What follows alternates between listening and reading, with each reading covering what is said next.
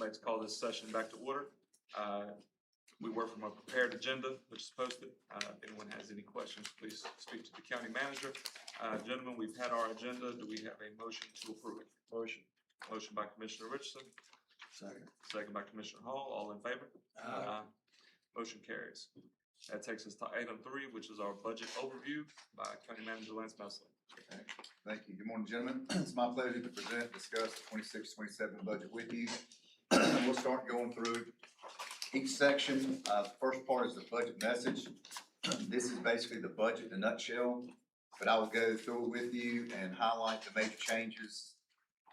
If there are any questions during the budget message that you all have, please feel free to stop me and I can elaborate on any section you need.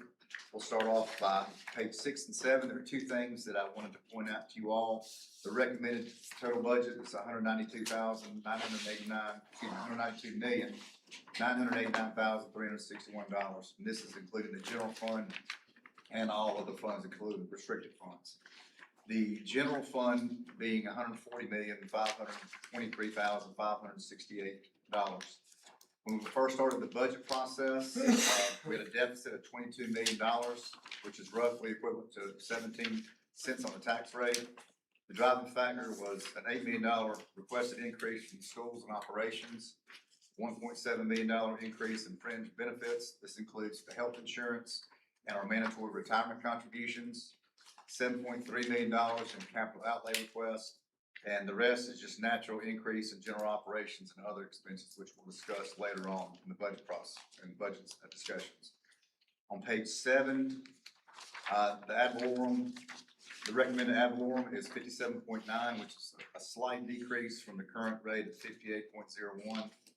The projected tax base is $13.09 billion for this upcoming year. Following the revaluation, the county reached 98% of market value. We've already dropped to 90.8%. As you recall, the state requires the county to do a revaluation if it drops below 85% or above 115%. You all opted for the 4-year revaluation in order to minimize the impact on our citizens. With the next revaluation being effective, it would be 28-29. Here, I'll go over the different ad valorums. Real and personal property increased by 1.62% compared to 4.85% in the previous year. Public utilities increased by 2.5% compared to 4.29% in the previous year. And motor vehicles increased by 5.75% compared to only 0.85% last year. These trends illustrate a slower growth in our ad valorem compared to previous years. The tax collection rate for real, personal, and utilities is 98.19%, and motor vehicles is 98.37%. We estimate that the ad valorem revenues will be roughly $75 million, and the value of the penny is $1,284,234, which is an increase of only $26,823. 4 cents of the property tax is dedicated to the capital improvement plan, to include debt service at approximately $3.5 million, and the CIP projects, which is approximately $1.5 million, totaling $5 million. Return to page 8. Sales tax, we collect 7 cents, and for the benefit of the public, 4.75 cents is remitted to the state. The county shares 2 cents with municipalities on a per capita basis. A portion of the 2 cents is also restricted by the state for the school's capital needs, and the quarter-cent sales taxes for RCC for workforce development. We have seen a fairly decent increase in our sales tax, but it is very unpredictable because sales tax obviously is volatile depending on the environment nationally. The bottom of page 8, going to page 9. EMS fees, the increased revenue projections are based on the recommended increase in fees. DSS, both the state and federal government have decreased funding for social service supported programs. Many went from 50% reimbursement to 25% reimbursement, which adds up to real local dollars. It's almost $1 million. Public health fees has an increase due to fees charged in both public health and dental clinic. The billing process has improved, and we recommend adding a staff in the dental clinic, which would generate sustainable revenues, which I'll discuss later on. Interest earned, fortunately, Mandy and her staff were able to lock in an interest rate that will allow the county to earn additional $200,000 this year compared to last year. Inspection fees have increased, a combination of increasing the fees and just the general growth that we're seeing countywide. Like, Yes, sir. can, the increase in EMS fees, and I believe that is tied to a deep dive into comparable rates as far as what the insurance company is paying, not necessarily just us increasing fees. No, correct. Okay. And our billing company, yes, sir, and our billing company actually, we're lower than what our billing company requested us to go up to. We compared ourselves to surrounding counties, and we feel like this would be the best increase to be able to sustain what we're providing services. So yes, it wasn't us just coming up with these fees. Transfer from capital reserve, this transfer from capital reserve just reflects the decrease of the capital improvement plan, but will fluctuate from year to year. Transfer from enterprise fund, there are no major changes to transfer from enterprise funds. One point of interest is that we will not recommend repayment to the general fund from water and sewer enterprise fund, simply because we're not there yet to be able to have it to sustain. Hopefully the next 4 or 5 years, we'll be able to have funding from water and sewer to be able to repay the county for what we loaned years ago. But we're not putting money in. No, I'll get to it later on, but we're basically, revenues, this is the second year of revenues and expenditures. Actually, revenues have been a little bit more than expenditures, so we're looking better. In years past, we're always having the general fund subsidize the enterprise fund, but we're looking a lot better this year. And the longer years we go out, the better we'll look. Lance? Yes, sir. So, I think you touched on it, but so the money that we've put in it over the years, they're carrying that as a debt back to the general fund, is that right? Correct. Okay. We just had an agreement that we'll have to change, that we all agreed to have the water and sewer fund pay back the general fund. We'll have to modify that, probably put that out 2 or 3 years, because it's just now making money to put back in the fund balance. That's something I kind of pushed for a few years ago. Are we able to put an interest rate on that? We currently have an interest rate on the one we have, and Okay. Mandy is working on the updated document with an interest rate to come back to you guys for approval, to extend it out a few years. I believe the adopted plan had 2.75% interest allocated across that amortization schedule at that time. Can we tie it to prime rate or anything like that? We will review that once we update the amortization schedule. But yes, we'll look at market rates and what's best. And gentlemen, during this discussion, if you have anything, just jump in. And just so you're aware, that's a document that's gonna come back to you in June, because we need to update it because that payment was due this year and we're not recommending it. So she's gonna bring that for you guys to update. Okay, page 9, the fund balance, discuss that briefly. We have budgeted a little less than 2.6 million for the usual plug in the budget. Included to come from the fund balance is $315,773 for one-time expenditures that will be discussed later on in this discussion. We had to make some modifications to both the salaries and retirement contributions at the last minute, and instead of changing the whole entire book, we have $489,190 is budgeted in it, but will not be spent and returned back to fund balance at the end of the year. At the bottom, other funds, the opioid settlement was increased by roughly $475,000 from additional funds from both the settlement billing for the MAT and MOUD programs, the NC FIT programs. On page 10, if I'm going too fast, please slow me down, but I just want to make sure that you guys get as much information as you can get. 10's personnel. This recommended budget includes 10 new positions and 1 reclassification position.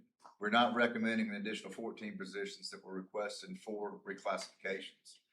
The new positions, the first one is the grant writer. We've been talking about this for years, but we believe there are a lot of missed opportunities for federal, state, and private grants that we're just missing out on. And we're trying our best to lessen the impact of county dollars going. So if we use state, federal, private funds and less using county dollars will be beneficial. And we'll try this for a 2-year period. What we're recommending is trying this for a 2-year period. The funds will come from fund balance to fund this position, but we feel based on the grants that we get, this will be a self-sustaining position. Recommending EMT paramedics. Originally 10 were requested, which takes to run a truck 24 hours a day. we are recommending 5 positions to run a high volume shift in Stokesdale and reevaluate as the demand grows for a 24-hour coverage. Right now, yes, sir. I apologize, but I've had some experience with grant writers. And usually they're paid as a percentage of the grant rather than salary.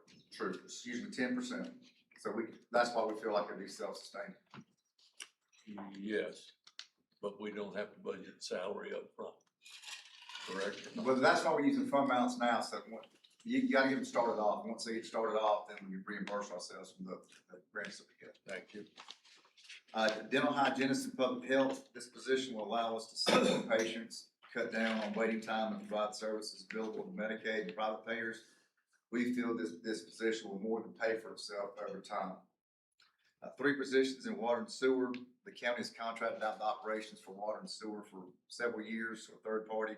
But we feel as we're growing, it's in the best interest of us to be accountable to ourselves and hire our staff internally. We've got an individual in our maintenance department that was over our water department, so we're not starting out fresh. He's very knowledgeable about our system, so we feel like it'll be in our best interest.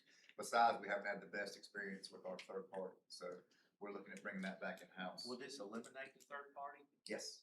Okay. Yes. Reclassification, we're recommending reclassifying the assistant DSS manager to a social worker program manager.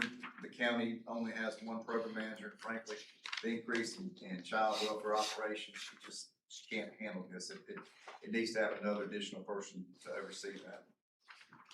11 and 12 is employee compensation and support.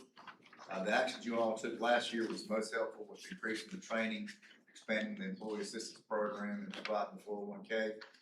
I have included the budget to reintroduce the health insurance for employees who retire with at least 20 years of service with Rockingham County. This will help us with both recruitment and especially retention of good qualified staff, and will be in line with other localities and some of the municipalities here that have started to add this back in.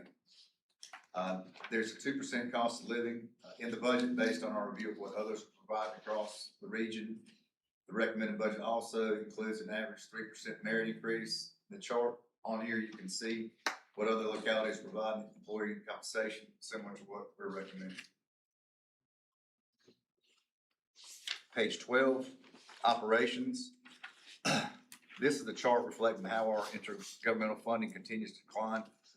While the cost of operations increase, the requirements to fund unfunded mandate services by the state and federal government. So we continue to see more unfunded mandates that they're requiring us to provide these services, but we're getting less money than we used to, i.e. the 50% to 25%, they're still requiring us to provide the same amount of services. 13, 14, 15, and you'll probably hear this a few times, but this is in regards to our significant capital. On 13, you've got a computer associated hardware replacement. This is just updating antiquated equipment. We placed this equipment on a cycle to maximize the life of the machines and the efficiency of staff. Core infrastructure replacement, which is network infrastructure. It's the stuff that their staff deals with the servers, switches, the power backups, etc. We do have a pool vehicle for administration here.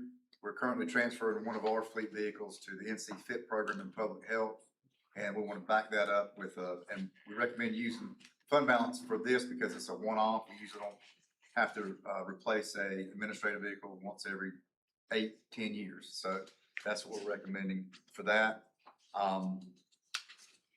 We're recommending again purchasing a new ambulance and a remount like we do every year. EMS, purchase EMS protective gear, and that's for the new base if y'all approve moving forward with the one in the southwest corner. Purchasing 10 vehicles for the sheriff's department for patrol, the detective division, and animal control. Replace the edema fingerprint reader in the sheriff's office. We did a temporary fix last year, but it's now not under warranty, so we recommend replacing that. In the dental clinic expansion, this expansion is for the dental hygienist, and the dollars will come from ARPA funds instead of county funds, and those have to be expended by October of 2027. And then one vehicle for public health. This is just part of rotating vehicles in and out, rotating the old one out and the new one in. Are those vehicles in the capital group? What? Are all of them in the plan? Capital improvement plan is our CIP. The answer is no. It's part of our answer of, is it part of our plan to replace the cars as capital replacements to our car, where we're looking to fleet? Yes. And I'll go over that when we get to the vehicle part, and you'll clearly go be a lot more understanding. None of these were surprises at all. That's great. On page 14 and 15, capital improvement plan, as mentioned earlier, we have 4 cents dedicated to the property tax going towards debt service and CIP. We have over 7.3 million in the fund. Debt service is about 3.5 million. CIP slightly over 2 million. This does not include the debt service for the workforce development facility. The remaining funds, the 5.5 roughly you see in there, the remaining 7.3 will go towards public facilities or public buildings, such as what we're gonna recommend later on for the Health and Human Services expansion. Will be short 3 years, which I'll discuss later on. This will help us backfill those 3 years until we are able to fund the building itself with the additional dollars we get as debt goes down. If that makes any sense. There are 5 CIP projects that are in here on page 5. The animal shelter, it's got some issues with the drainage system. It needs to be replaced. We have some issues with kennels and some minor upgrades to the facility. We are out of compliance with the Department of Animal Welfare. We have to get back to compliance. They keep hitting us on this, and this is one thing we just gotta do. I said, I know it's relatively new, been here 14 years. So it's a 12-year-old building, so it's new, but it's not new, if that makes any sense. The Eden Library replaced, this is gonna be phase 2 of what we're gonna work on with the Eden Library, and that's to replace the carpet, improvements to the parking lot, some painting in the interior, and replace exterior lighting, parking lot upgrades at the 911 building, animal shelter and Cherokee Camp Road, and Western Base, replace and expand driveway and interior painting of the base. They got some issues when they're turning around at the base, and so extending the driveway will help them better access the building. And finally, the building expansion, as I mentioned earlier, reserved for any public facility needs that you'll see fit, such as the HHS building expansion. On page 15, go over education, public schools, recommended no increase in operations and no increase in capital outlay. The school facilities committee did previously work diligently on the development of a plan for pay-go projects and debt finance projects. In its 5-year CIP, a detailed list of those will be found in your public school section in your budget. Community college recommending no increase in the current year's allocation, but would recommend using Article 46 distribution for operations at the workforce development. Based on their request, recommended no increase in capital outlay. Later on in the summer, RCC will come back to you and talk to you all more about their quarter-cent sales tax and their requests. On page 15 at the bottom, out of 18 fire districts, 2 have asked for a tax increase. We have both, Derek and I both met with each fire department requesting to review their request. Their requests appear to be legitimate as far as their personnel, equipment, truck replacement, and debt service. They have had their community meetings. One had 24 show up, the other had 21 show up. And if they're not here now, they'll be here later on when I turn it over to you all to discuss with them if you have any questions pertaining to that. And the last part is just contingency that allows me to deal with any uncertainty of fuel prices, utilities, anything that pops up during the year. I try not to use that, but if I need to use that, that's a place for me to be able to utilize, to be able to get things done to expedite anything that needs to be taken care of. Gentlemen, this is the budget in a nutshell, but we will go through the different areas until we get to the actual departments, and then you all can tell me if you want to go through department or if you want to go talk to specific departments about their specific budget.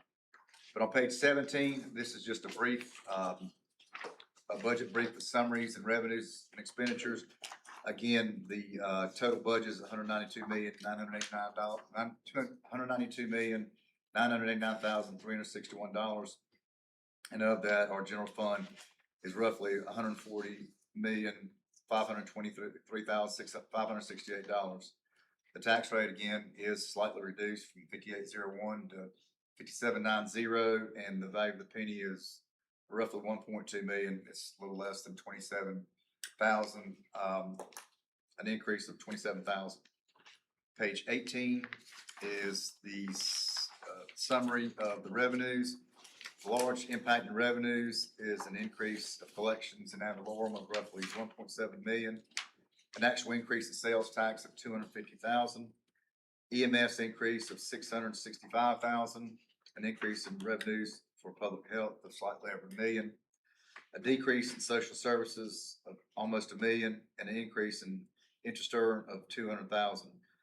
Transfer from other funds increased due to adding the public schools pay-go project, and we're using less from fund balance this year than we have in the past by roughly $250,000. On page 19 is a summary of expenditures. The large contributors to the expenditures are the proposed adjustments of employee compensation, which includes the implementation of a full year of the classification pay plan for 2025, a 2% COLA, 3% merit. There were increases in the Register of Deeds, EMS, Sheriff's Office, Public Health, and the pay-go for schools, which I'll discuss later. You'll also see several departments or outside agencies that have decreased their requests for this year. Page 20, this shows what services are mandatory and which are discretionary. You can see the majority of our services are mandatory, and the ones that are discretionary services that you have to have, I mean, it's like HR, IT, finance, that you have to have them to function. Many mandated services, we're losing state and federal funds, but we're still, again, having to provide these services. On page 21, this is our capital outlay request. We've recommended just shy of 13 million in the manager's recommended budget. In the general fund, roughly 210,000 in the water and sewer enterprise fund. And I'll just go over those briefly. An animal replacement of an animal control vehicle, purchase a repeater to back up our radio system for communications. In EMS and emergency services, a new ambulance, a remount, and equipment to support them, protective gear for the new staff that's allowed in the southwest part of the county, and a new administration truck. Building and utilities, a gas pipe for the EOC facility, upgrades to the trench drains and kennels at the animal shelter, parking lot rehabilitation, and upgrades to both the western EMS base and Eden Library. Finance, replace the fleet pool car or vehicle. IT, replace computers, MBTs, routers, and infrastructure stabilization. Jail, replace the fingerprint machine. Libraries, replace the computers and monitors. Sheriff's Department office continue with the agreement with Axon for evidence storage, the tasers and body cameras, and replace 9 vehicles, which the vehicle part will discuss under vehicles. General reserve, future building expansion. We put away reserves every year for expansion of facilities, particularly for the health and human service facility. Expansion, school capital reserve, excess sales tax that goes in reserve for the pay-go projects. Water and sewer, just supplies and equipment for the county to go back to operating the system ourselves. And just an FYI, many other capital requests were funded in the current year budget, which we were able to fund this year for you all to reduce the burden on the 2027 budget. I'd be glad to answer any questions on those if you have any questions. As far as the mannequins for EMS, is there a reason not that? But When we talked through, we had added some in the previous year, and we talked through needs and which ones and what training they need, and the frequency of the training, that was where the recommendation. Okay, on page 24 are the recommended vehicle replacements. As you can see on here, again, replace an animal control vehicle, purchase one for public health, replace a truck and services. It has high mileage, purchase a new ambulance, provide a remount box on the new chassis for EMS, replace 9 vehicles for Sheriff's Office, and purchase 2 new vehicles for water and sewer. Page 27 is position history and position changes.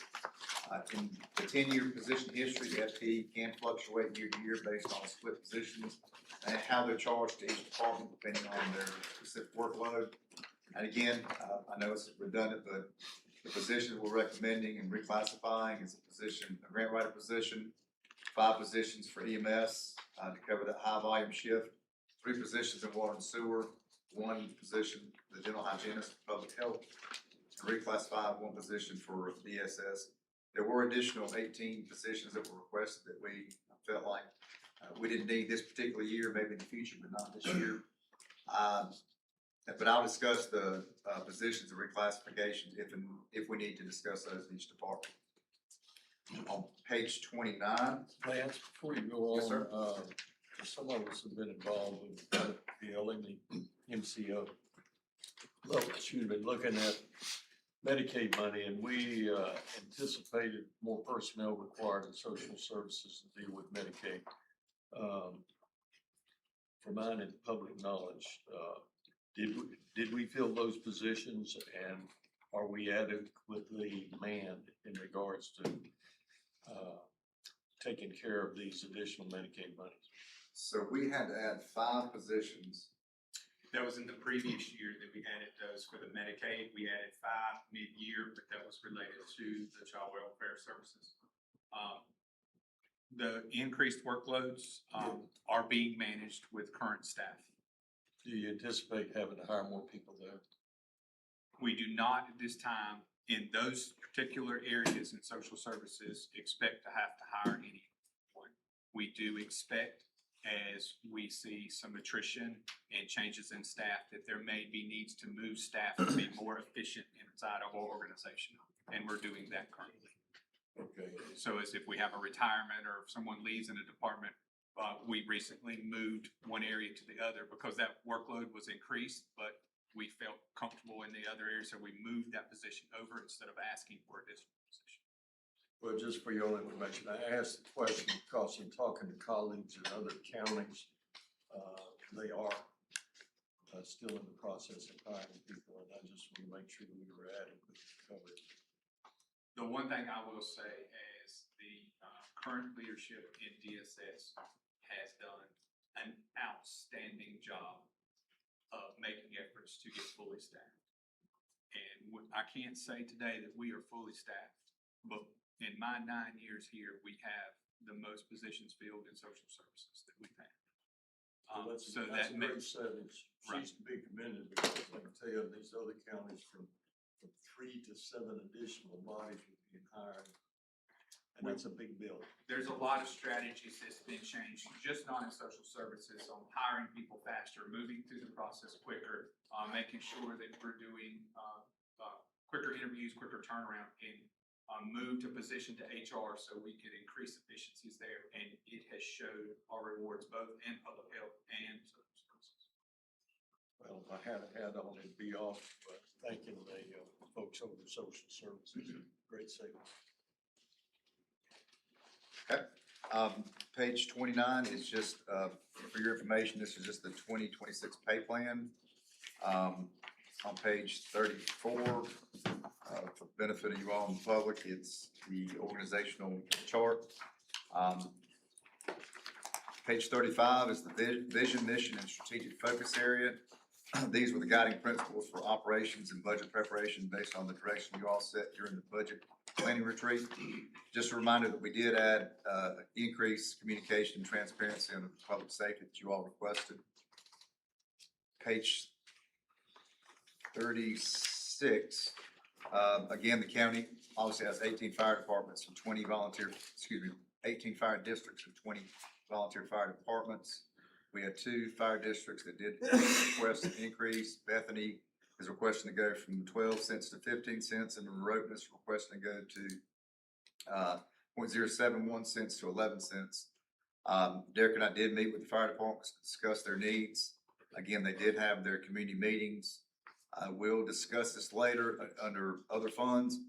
We do have, I think we have representation from both departments here. If you would like to discuss that now so they can leave, it may be beneficial to go ahead and do that rather than have them wait an hour. Let's not keep the gentleman waiting. Okay. So we will begin with Beth.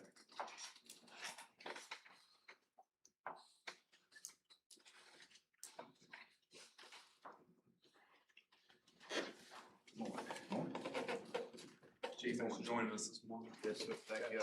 Mr. Chair, if I can start with a question, maybe we can save a little time because, I try to keep up with what's going on there, but, basically bang for buck, what do you think, your money's gonna get you? Well, I could give you a little, synopsis of what occurred. So within this fiscal year, this current fiscal year in July, we had the opportunity to come to us for a facility from a, community-owned business couple that, had known we had been looking for years for land in that portion of our fire district up near the, I-73 corridor where the majority of our growth's occurring. And, we actually thought they were kidding at first when they came to us, and they were ready to retire. They came to us, and they offered owner financing, extremely low interest rate, extremely low overall cost compared to what it would cost to buy land, build a facility, all of that. So, in essence, we used our fund balance to be able to cover that because it was unbudgeted money.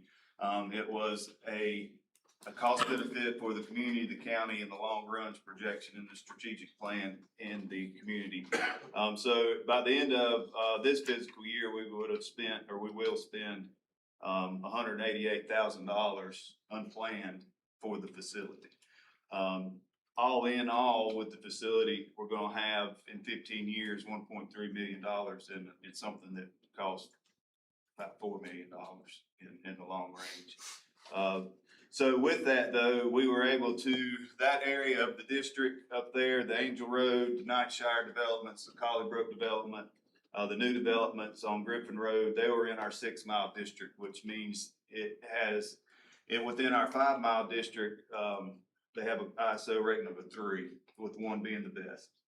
Out in between a 5 and a 6 mile, they have a 9 rating because it takes us longer to get there. With this facility, it brings all of those areas into the 5 mile district, which will bring them down to a 3 rating, which saves approximately, by our figures, about $280,000, $300,000 to those taxpayers with this facility there.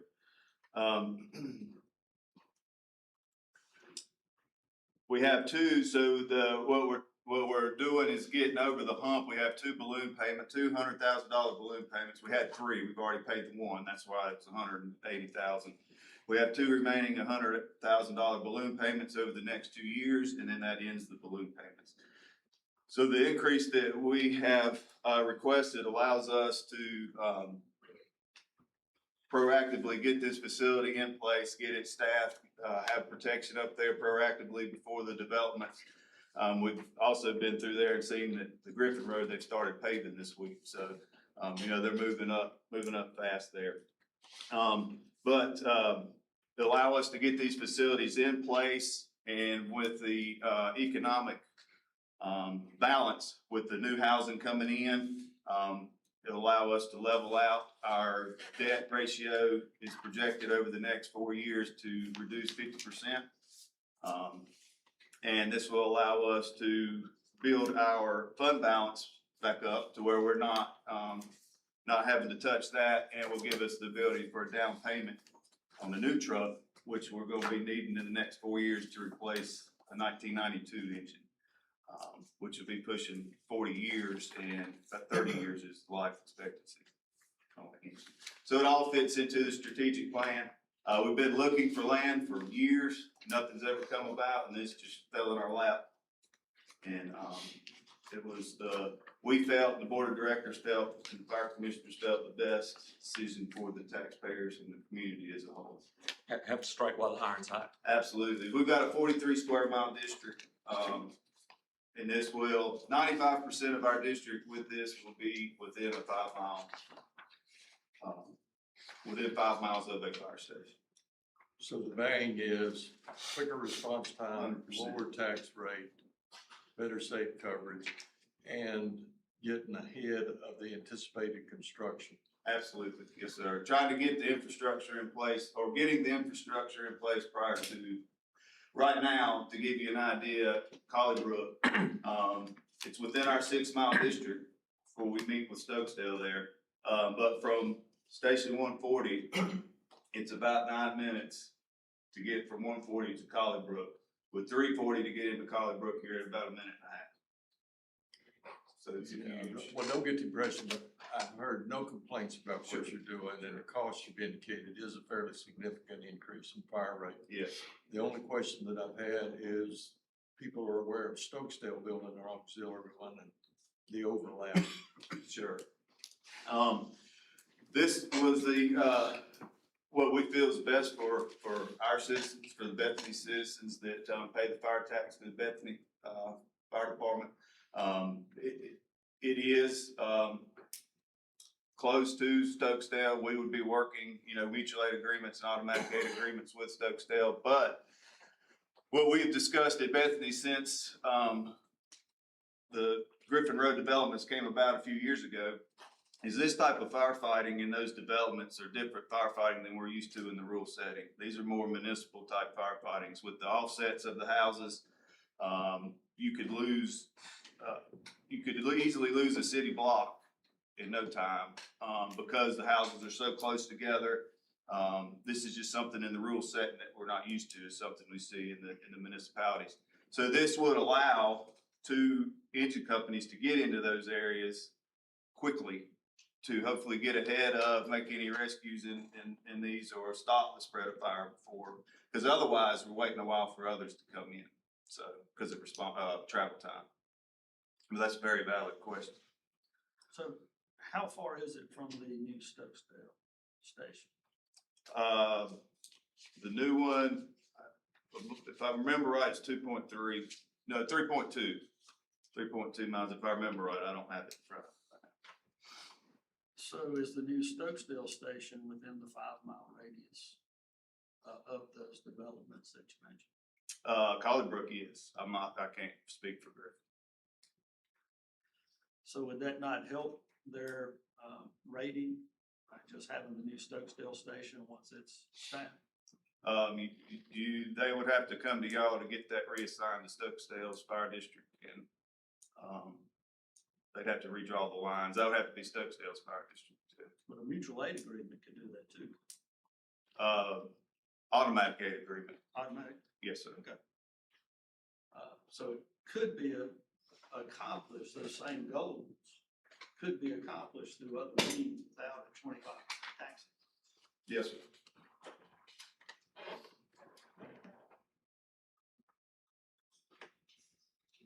How much exploration was done between the two fire stations as far as some sort of automatic aid? We do have automatic aid agreements. The county has automatic mutual aid agreements within the county departments. There is currently nothing in individually which allows the tax rate to overlap like that, like you say, for overlapping 5-mile, 6-mile districts. But that just takes communication between the two. It does, and we communicate. We all communicate on a regular basis, and we went and met with them prior to, actually before even bringing this to anybody, we went and met with the fire department surrounding us in August of last year. So at that time, were there discussions about an automatic aid agreement? Not in regards to overlapping for the tax rate part, no, there was not. As far as response, yes, but not as far as the tax rate overcrease for a 5-mile, 6-mile district, no, sir. Help me understand if the same can be accomplished without a 25% tax increase, why that wasn't explored. Or help me understand what took place and as far as exploring that. Help me understand that. Maybe I'm wrong, maybe it was explored. Help me understand what was explored. Yes, sir. We met and we went and met.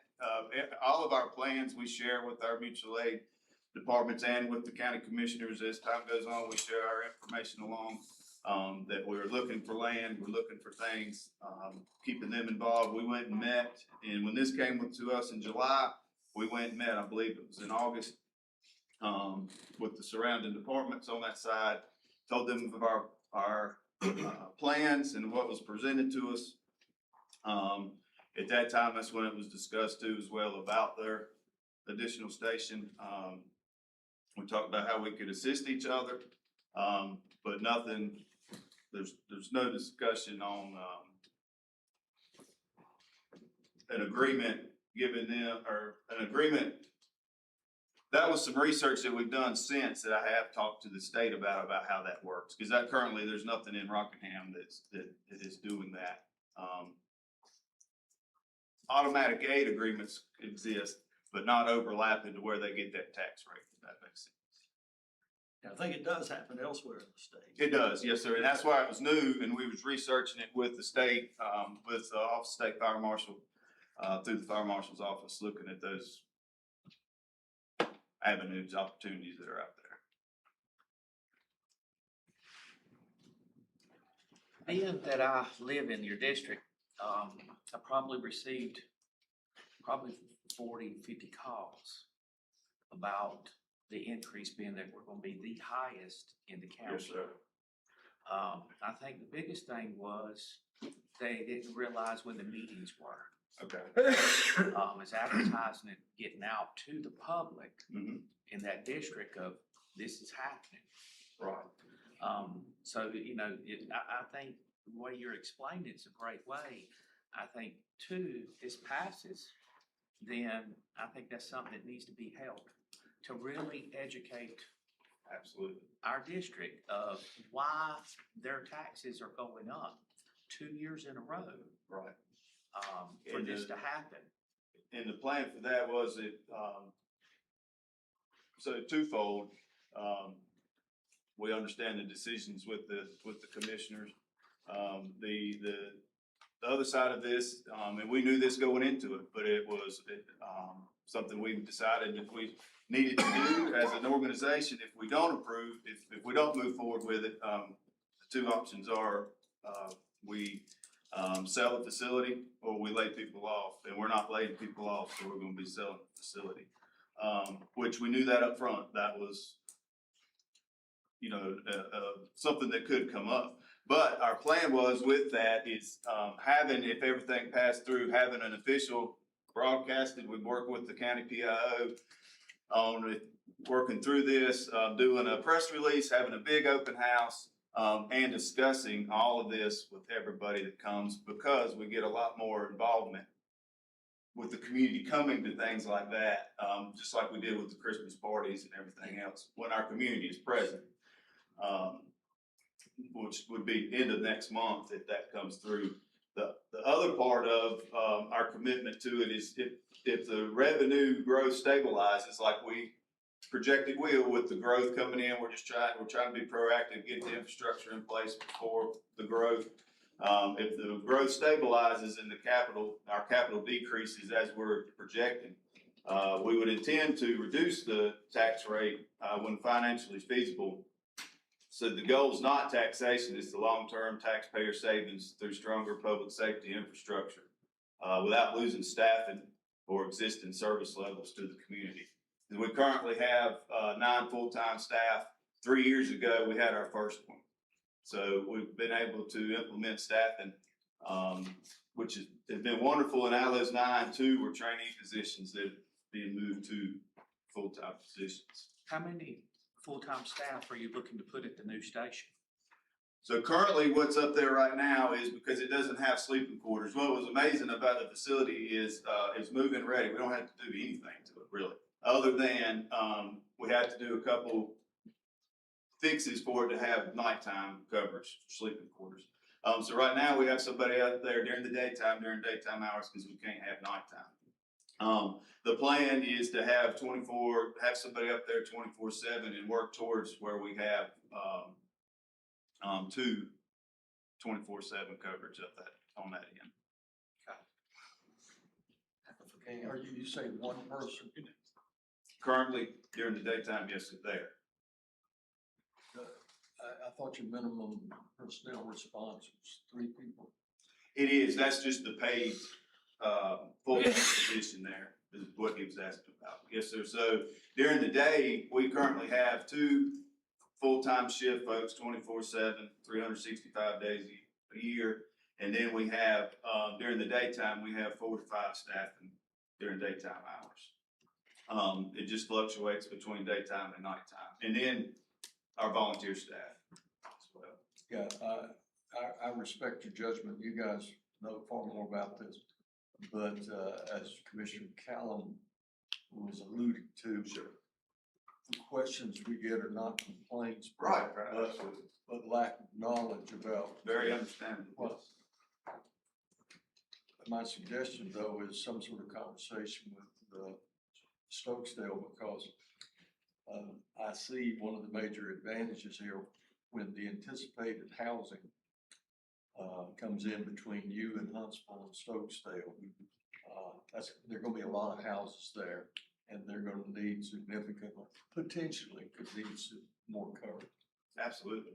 Yes, sir. I think the public ought to know about that. Oh, I agree completely, yes. Question for you. You're talking about, meeting notices and other things.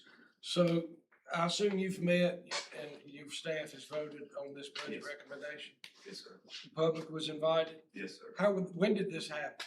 When did the meeting? Yes. May 19th was the publicized public meeting. We also had a public meeting that wasn't an unofficial meeting on March the 30th. But publicized How were these meetings publicized? by our bylaws through the newspaper. Is what our bylaws require. Well, I know it wasn't in my newspaper. So you're gonna be, your proposal is to operate 3 facilities. Yes, sir. And you said something about population growth earlier. There are a lot of campgrounds in that district. There are, yes, sir. Do you count those into your population? How do you factor those in? That's a very good question. They're not figured into the tax because they're, Right? they're transit. So we would figure in the spots that were within those campgrounds. But there's not a way of knowing when they're populated or when they're not. That is a very good question. They seem to pop up overnight. So campgrounds. restate that again. You look at the possible occupancy Correct. Yes, sir. and consider everything 100% full. Yes, sir. That's what we would consider. So one of the things we've talked about at the commissioners level in the county is asking the districts, especially when they're looking at an increase, Mhm. to send a postcard to every address in the Yes, sir. district, like we have to do when we're doing a rezone, Mm-hmm. to ensure that the residents are aware. Because to Commissioner Kellam's comments, folks just don't know. They don't Absolutely. realize a lot of people don't subscribe to a newspaper anymore. Right. So they never find out until after the fact. Right. And this meeting that you're talking about would occur after the fact. So So this, it's all in arrears. the meeting of the open house, using that as an opportunity to reach more people. Yes, sir. We had a public meeting that was required by bylaws and all that, and then, but that is a very good idea that, we have the public or the, open house and send postcard of the open house and discussions of, hear your overview of your. Well, when looking at the folks in this district, I mean, they just absorbed a $260,000 increase last year. Mhm. And now you're asking for about 185,000 Yes, sir. again this year. That's kind of It tough to digest. It is. I know we get asked, I know Commissioner Callum was asked, why are the commissioners doing this? The fact is, we don't. This is something your board has chosen to do. Correct. Your board has voted on it. Your board has advertised to the public through newspaper subscription. Mhm. Yeah, after I took it to them, I take it to the board. And as now a coming to suggestion. us. Yes. What Commissioner Hall's talking, your meeting, public meeting, how many attended? So between all in all, we've had 26 residents that have attended between meetings. And you look at how many residents we have in the district, and you look at that percentage who showed up. Oh, yeah, absolutely. And I agree that it really needs, if the fire department or any agency like that It's gonna raise taxes, especially multi-years in a row. It needs to be really out in front of the public because most of them will realize it when it comes tax time. Absolutely. And then that's when I will hear it, I'm sure other commissioners will hear it as well. His point is you've got the letter of the law, but not the Absolutely. practical Whatever aspect. go above, and that was Yeah. the hope of the open Yeah. house. And I understand the growth in that area. I mean, I know it's you do, visible and we really see it. And I get with that big subdivision there on Griffin Road going all the way to stretching past I-73, Mhm. the need for manpower there, the need for new trucks. And I see your growth, but we have to make sure I'm able to explain it. Absolutely. And, Be good stewards. Yes. You said it was 20, how many people again at the meeting, 26? 26, yes, sir. 26. Of those, how many were firefighters and family of firefighters? A large percentage of them were, yeah. You mentioned, a saving on fire insurance premiums. How did you determine that figure? So what we did was went in and, unofficially counted the houses in Collybrook, the Night Shire that is in Bethany's Fire District. Those houses that are, in the Angel Road area, and then figured that based off of what the average is, off the average cost of a house in Bethany, figured it out through the rating, and that's how, the formula, and that's how we come up to the. And the savings was $280,000 roughly. against the $185,000 increase? Yes. Well, that sounds pretty good, except the people paying the tax are different from the people paying the premium. Am I Yes, sir. right? It's the entire, you're correct, it's the entire 43 square miles, not just that portion. So once you, learned that you were able to contract with a neighboring district to respond and they can get the fire insurance savings, did you have communication with Stokesdale after that?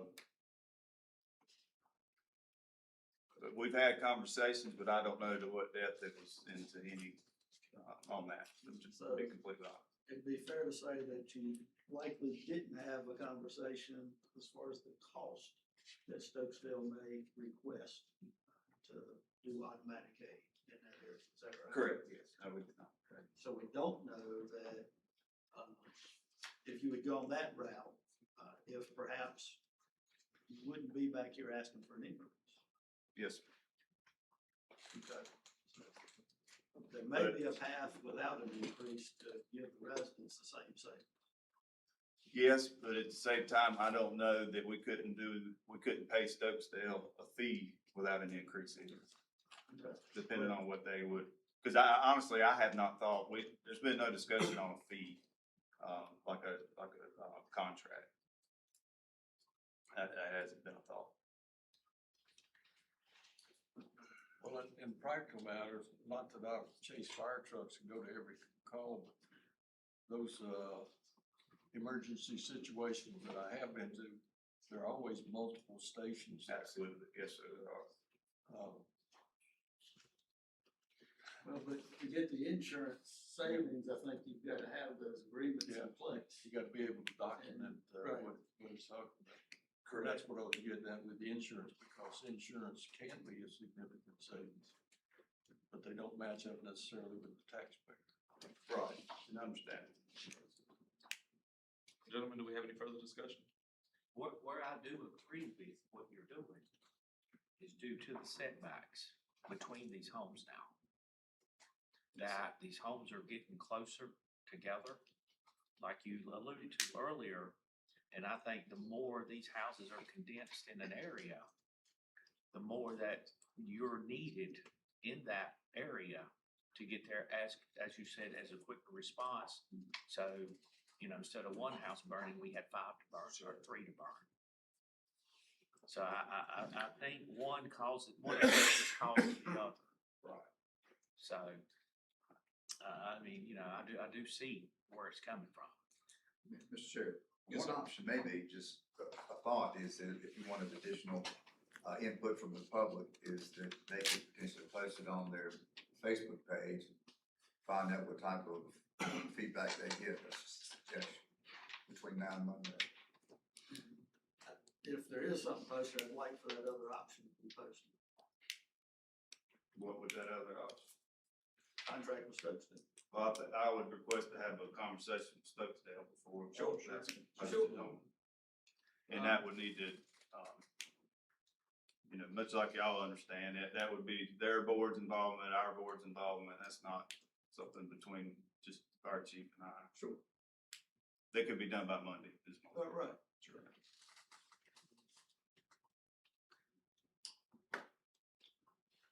Gentlemen, do we have a motion for recommendation? I'll make a recommendation for approval. Have a motion for approval by Commissioner Callum. Do we have a second? You do? Second by Commissioner Richardson. All in favor? Aye. Any opposed? Yes. Commissioner Berger opposed. I would like to say, and I'm not trying to speak for everybody here, but I think we have some similarity, including Commissioner Murphy. We are primarily interested in public safety, but economies have to be considered. I understand completely. So I understand, I completely understand y'all's position, and I know y'all understand our position on what we feel is best for. Yes, and I think like Commissioner Richard was saying, if you go in and you show in these subdivisions, Collybrook versus this subdivision, and look at these homes that are being moved closer together, this is our fight and our struggle. Absolutely. We're 9 minutes away versus 2 minutes. And we have all that data. We actually have a community information sheet. We have the data, provided dashboards. You know, we have all that stuff to provide to them or to whomever. So I think it's something you need to display, something you need to, this is so we can. And that is the plan. Everything's about timing. And how, I shouldn't say timing, how perception, how you get out in front of things, try to get out in front of it before.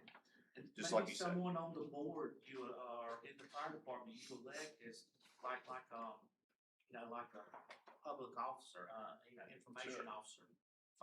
Put someone, you're gonna be our public information officer now. It's your job. We want this blanketed to our people, so they start seeing why we have this, why we need this. You know, I think that'd be a very helpful. Understood, absolutely. Commissioner Byrd? Oh, sorry. So I think they've voted to approve it at this point, so I don't know whether there's a need to put anything as far as additional folks responding to it, but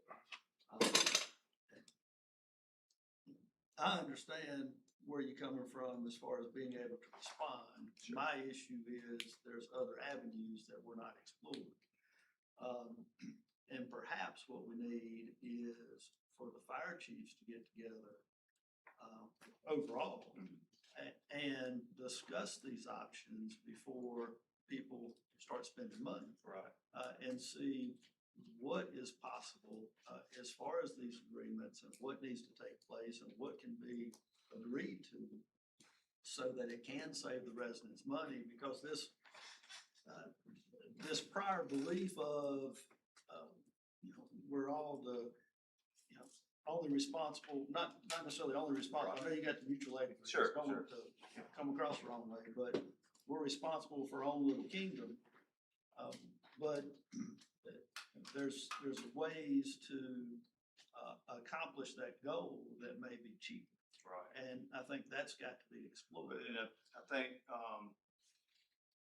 so I can speak for myself, didn't even know that and I don't know the right terminology for this, but the 6 Mile district partnering to where the other district can get that tax rate and stuff, didn't even know that was a thing until maybe a year ago, a year ago. And a contract, I have municipal experience, so I'm used to contracts, departments working together by fee and money and things like that. That's never crossed my mind here, because it's just something we've never, not saying right, wrong, or indifferent, just it's never been a thought of contracting for money for another or volunteer department to help cover. So Let me ask if I can. Our county's been kind of stagnant for many years, population wise. Now, within the last several years, we're experiencing this explosion. Is there anything that triggers, you guys to get together and look at maybe redistricting areas to be more efficient and more cost effective? I think it's discussions that could, be helpful and,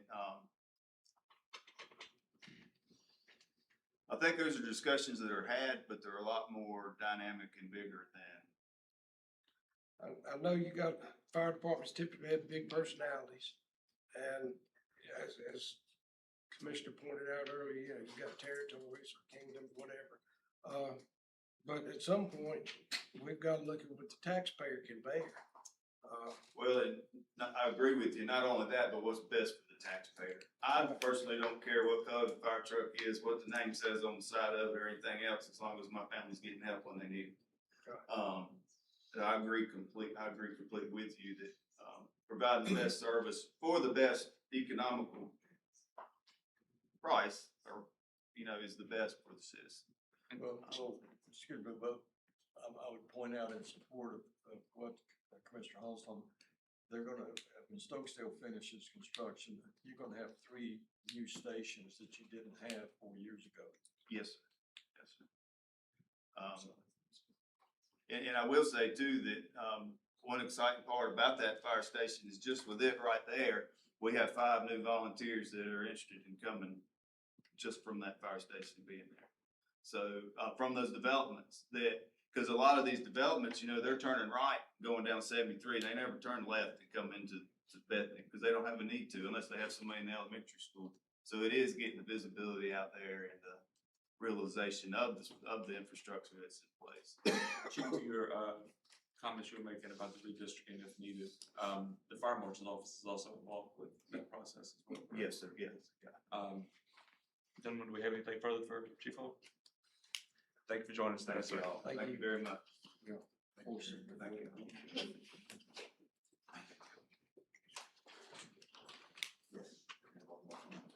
All right.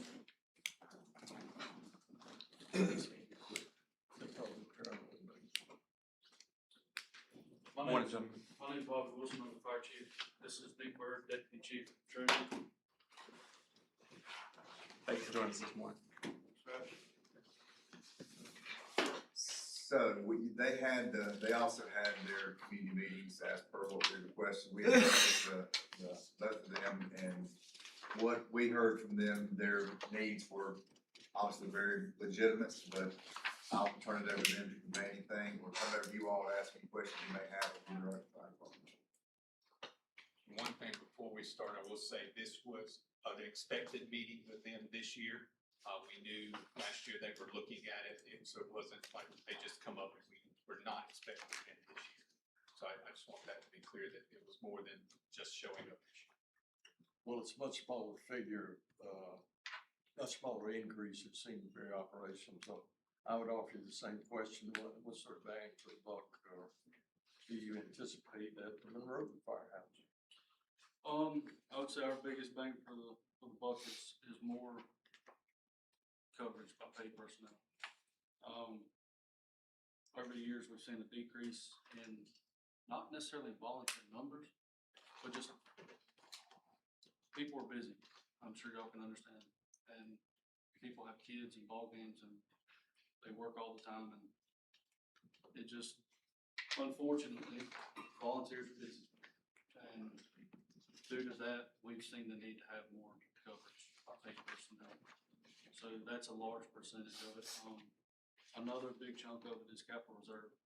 Our department has never had a capital reserve line, and it's much needed. Truck costs are astronomical, and payroll and capital reserve are our two biggest things. Have you ever had a situation in the recent past where you haven't been able to come up with a minimum required manning? Like on a call, absolutely. You have. Yes. Have you been penalized by the state for that? Not necessarily penalized, but it just doesn't count towards your ISO rating as well as it could. That's a penalty for them. Chief, I have a question about the public meeting that you guys had, because, Chief Hall made a point that, in the bylaws that said that you have to advertise to the newspaper. What is, your process, your bylaws for advertising to the public for the meetings? Our bylaws are, as well state that it must be posted in the local brand newspaper. But that's also a state statute that we're required to follow. So no, you don't, in your bylaws, there's nothing additional as far as advertising? No, sir, there's nothing additional, but we did post it on our digital signs in one of our stations, we made Facebook posts. So you did additional to what's in the bylaws? Yes. The reason I bring it up is because it struck me how antiquated bylaws are apparently, or the state statute is apparently, that, Derek, next year when, you know, you're meeting with the departments, it may be worth speaking to all of the departments about looking at their bylaws and adding some sort of additional, advertising. We had that conversation with both of these, and they went above and beyond what was required by the law, so it was part of our conversation. Excellent, okay. And actually recommended. Good. How many did you have show up at your meetings? We still had 21 people. There's All in favor, there was no objections. Several questions were asked and were answered. Objections. What's your average pay on a fireman, that you're trying to bring in, full-time? All of our people are part-time. We don't hire any full-time employees, and our goal is still to do this. We're gonna staff 24/7 with part-time employees. There is some cost savings there. We're averaging about $16 an hour. Okay. If we're able to maintain the numbers of part-time staff, we will, all of the benefits that come with full-time staff, Okay, save a lot. I got you. Of the, 20-some people who were in attendance, how many of those were fire department folks or related to fire department folks? To be honest, we didn't report the difference, but I would honestly say about half, it's about half and half. Commissioner Burke? Well, I think what the departments were told when we did the revow, because they were late, they'd already submitted budgets, and then some of them were saying basically, hey, you know, we could do something with, you know, more money, which we knew they could, but we told them then that if they had a legitimate budget request, that, you know, we would consider it moving forward. Last year, we had a couple of departments came forward with staffing, and that's primarily what they're asking with this year, which is consistent with what we've approved in the past, or last year. Yes, sir. Do we have a motion? Sure. Motion by Commissioner, Burton, Second. second by Commissioner Kellum. All in favor? Aye. Any opposed? Motion carries. Thank you, gentlemen. Thank you.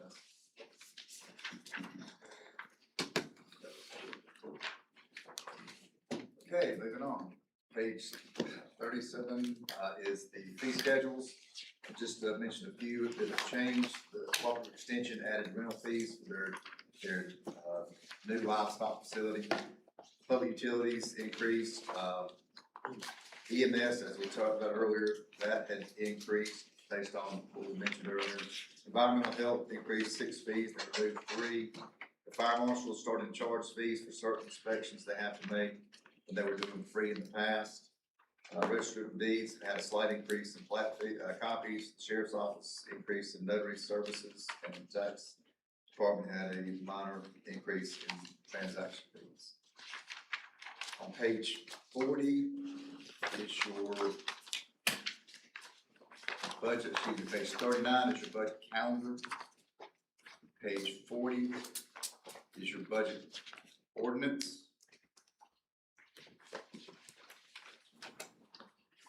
Page 50, Those dates, excuse me, dates are right those, in the budget. dates right? Okay. I mean, well, I mean, in the calendar, it says something's rescheduled, so that's gotta be a typo. If it's for next year. Probably. Okay. It's a typo. This is Unless you're this predicting is the weather. current. This is current year. Okay, all right. And just so you guys are aware, like pages like this, when we do a budget and we work through a budget, we work more by guidance that is set by national standard and making sure that the calendar is there so people, you could always reference back, when did these things occur? So this is our active calendar, so it's just something that we have to do to make sure everything is documented. And I believe that rescheduled is the ice storm that we had. That's Well, that's fine, I said 26, 27 at the top, but I guess it was fiscal year, that's fine. All right, again, page 40 was the budget ordinance. Page 50, Hold up there, Lance. Let's back up, page 47. Section 9.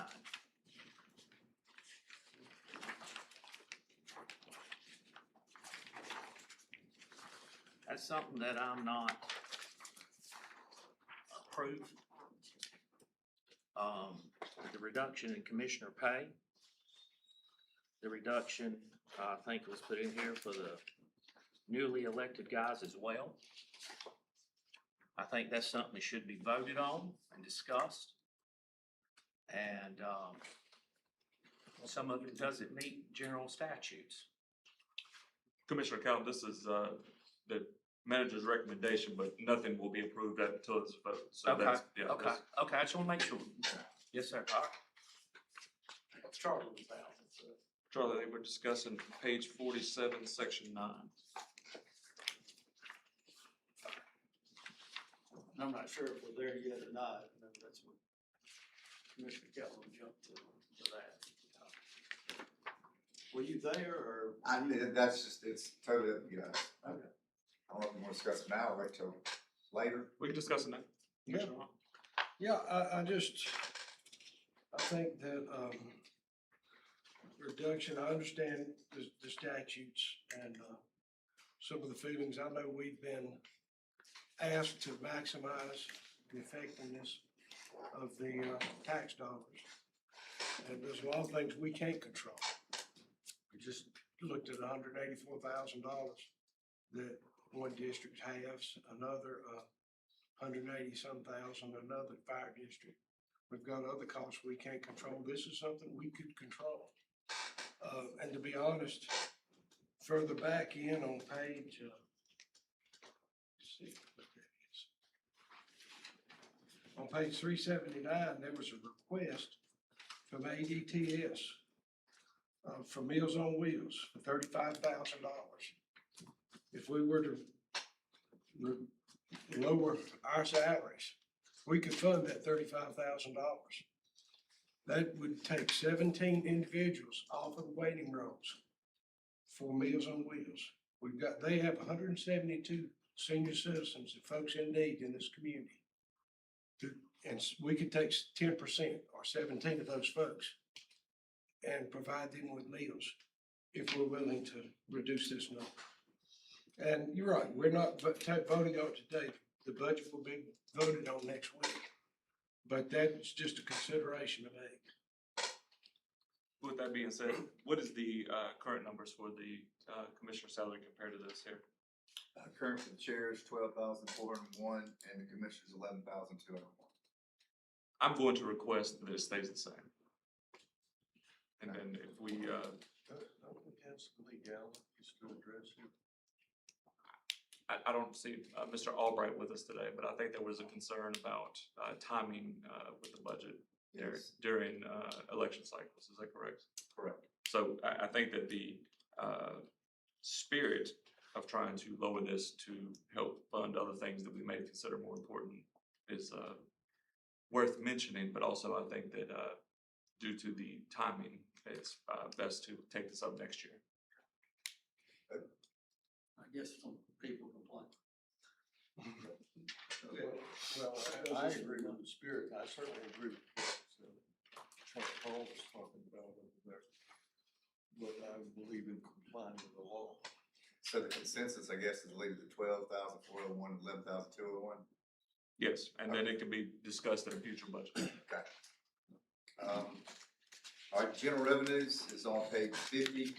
This was always in the middle of your budget. In the past, the revenues are found up front again in your departments. Their intake of the revenues. And this has the fund balance and other fundings too. The change is to make it more an easier flow for the public to be able to read, because again, this was in the middle of the budget and not the beginning, so revenues follow expenditures, so we want to make sure it's flowed nicely. Okay, now we come to each department. Under each tab, you'll find the summary of revenues and expenditures, the department's mission statement and services, any public, budget highlights, significant accomplishments, featured issues, the performance metrics, and a line item budget. Just to mention, the performance measures are based on the previous year. The current, measures are not to be completed until the end of the fiscal year and will be reported to you all, when we address shared savings, in the next few months. Example under mine, I've got that I have to go to, at least one, municipal meeting, per year for all 6 municipalities. Mine has 0 in it now, but that's all 10 and all 6. So when you see a 0, it's not really a 0, it's a 6. But that will be reported to you all when we discuss shared savings in the future. This is where we go through each department and function to see your direction, unless you guys have any specific departments or you just want to go through each one of them. It's up to the pleasure of the board. Gentlemen, do we have a preference? Are there any specifics that we just want to hear from? Do we want to go through each one individually? I want to hear from the larger ones. I know you've got, the sheriff's budget is large, the school budget is large. I think that's two big ones that we need to hear from. Yeah.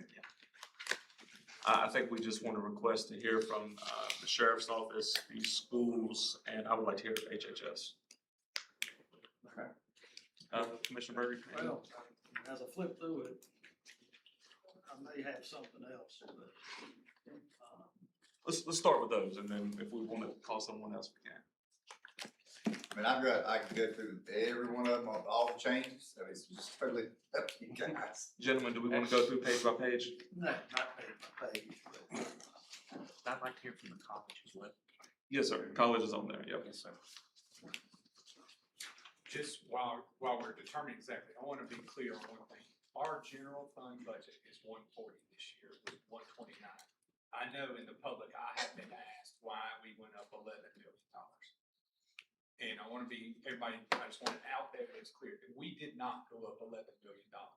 8.5 million of that increase is pay-go that we are now putting in this book to be more transparent for the public of the money that's going to the schools.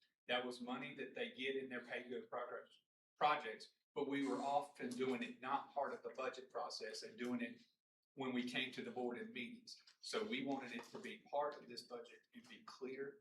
So when you're looking, we're just doing our normal 2% growth. It's just that 8.5 is included in there. So it looks like a big jump when you look on that first page. You went from 129 to 140.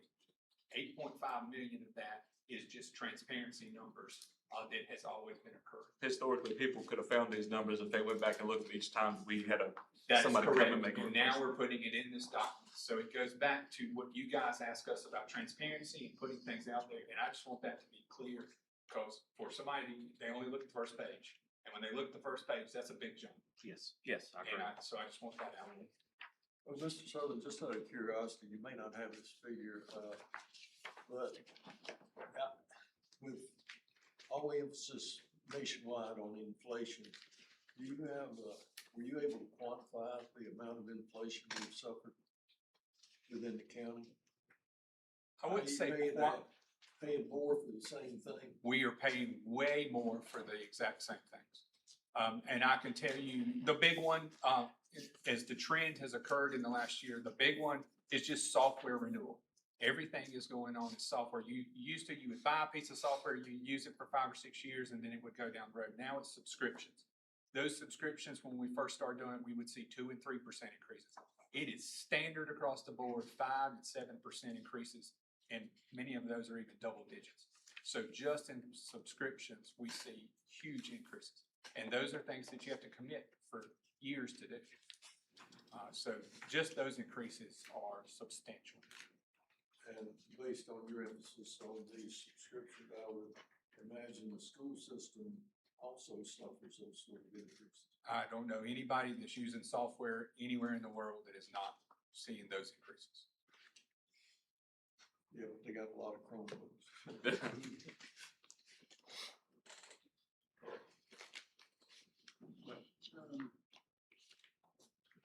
I guess now's an okay time as far as legal.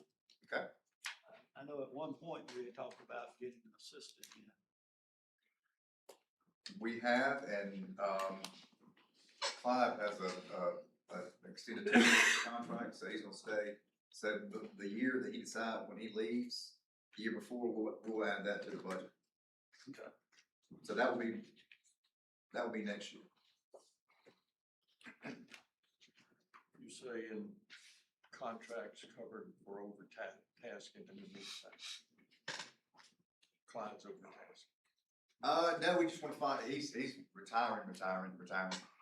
So, Sure, but when there's more for him to do than he has time to do, we do it by contract, right? correct. Yes. And we did, yeah. I guess to Commissioner Richardson's point, if next year you guys decide to have an assistant, that would alleviate the spending on the contracts that he's not able to do himself, is that correct? For some of them. Yes. For some of them are specialized and we. Just don't have the in-house. Right. Yeah, Bill Hill does a really good job with that secondary contractor. I don't feel qualified, Mr. Berger will have to ask. I just don't wanna flip over something and not. No, ask away. So I know we had the, book deal with the Register of Deeds, made a note about that as well. I don't know if you wanna address that today or address that. I don't- Monday. We can address that later if you don't mind. That's fine. I mean, I know that was on there.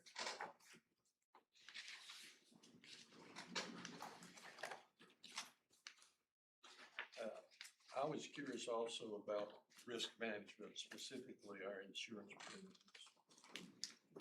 Okay. Are we gonna suffer more abuse than we've already suffered, I guess is the bottom line. Do we have adequate coverage for everybody we're responsible for? Not really. We added some for, I think the jail, we added 100,000, just in case we have any occurrences, but we did use their canteen fund to, Yeah, and I think that was in their budget, so, you only budgeted $100,000 for potential claims, is that right? And the deductible is still $200,000 Right. per claim. Right. So we only budgeted for a half of the deductible. And we already know of at least 2 substantial claims. Right? Yes, sir.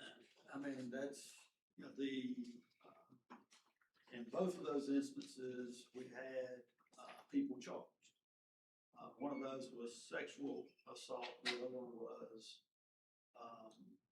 you know, the horrific events, with the gentleman that, you know, was beaten in the jail, and those folks were charged, so is $100,000 even close to enough?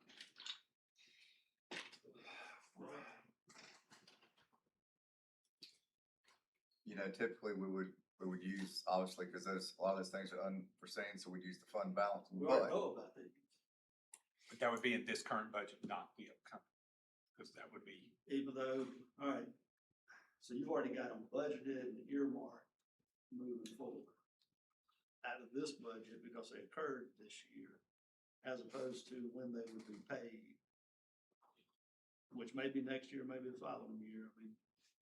we don't In know. that, I guess budgeted and earmarked, we don't have the budget. yeah, it would be unfair, yes. Well, I hope I understand where it's coming from, the same place I am, and I guess we would ask the county attorney whether we've got enough liability coverage here. Well, I don't know that we're talking the same thing when you say liability coverage and deductibles. I mean, Well, I'm just talking about since this is historic data. that he's Liability talking was about. good, it's the deductibles that right, we don't have budgeted. will they come down mid-year? Were we able to get a 6-month policy? No. We had to do a full year policy.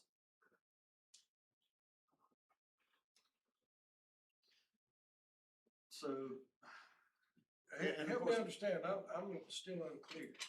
In a way, you said you've taking into account these potential claims, but then I kinda heard that you didn't, so. So the way we do insurance, is, and this has been a change in the last couple of years. So normally what would happen is if there was an occurrence, and let's not use a jail, for example, let's just say Anything. there was an accident and there was a deductible to be paid.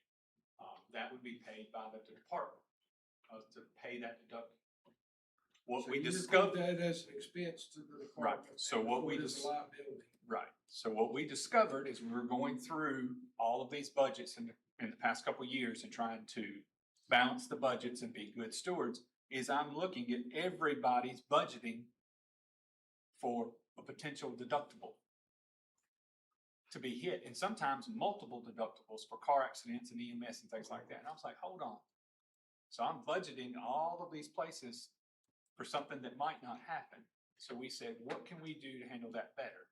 So we have taken that now into our insurance fund, and we pay those deductibles out of our insurance funds, which we charge a set number for all departments to pay into those insurance funds.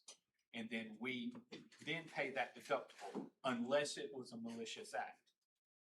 So if somebody, intentionally did something like that, then that will be on that department to pay that deductible.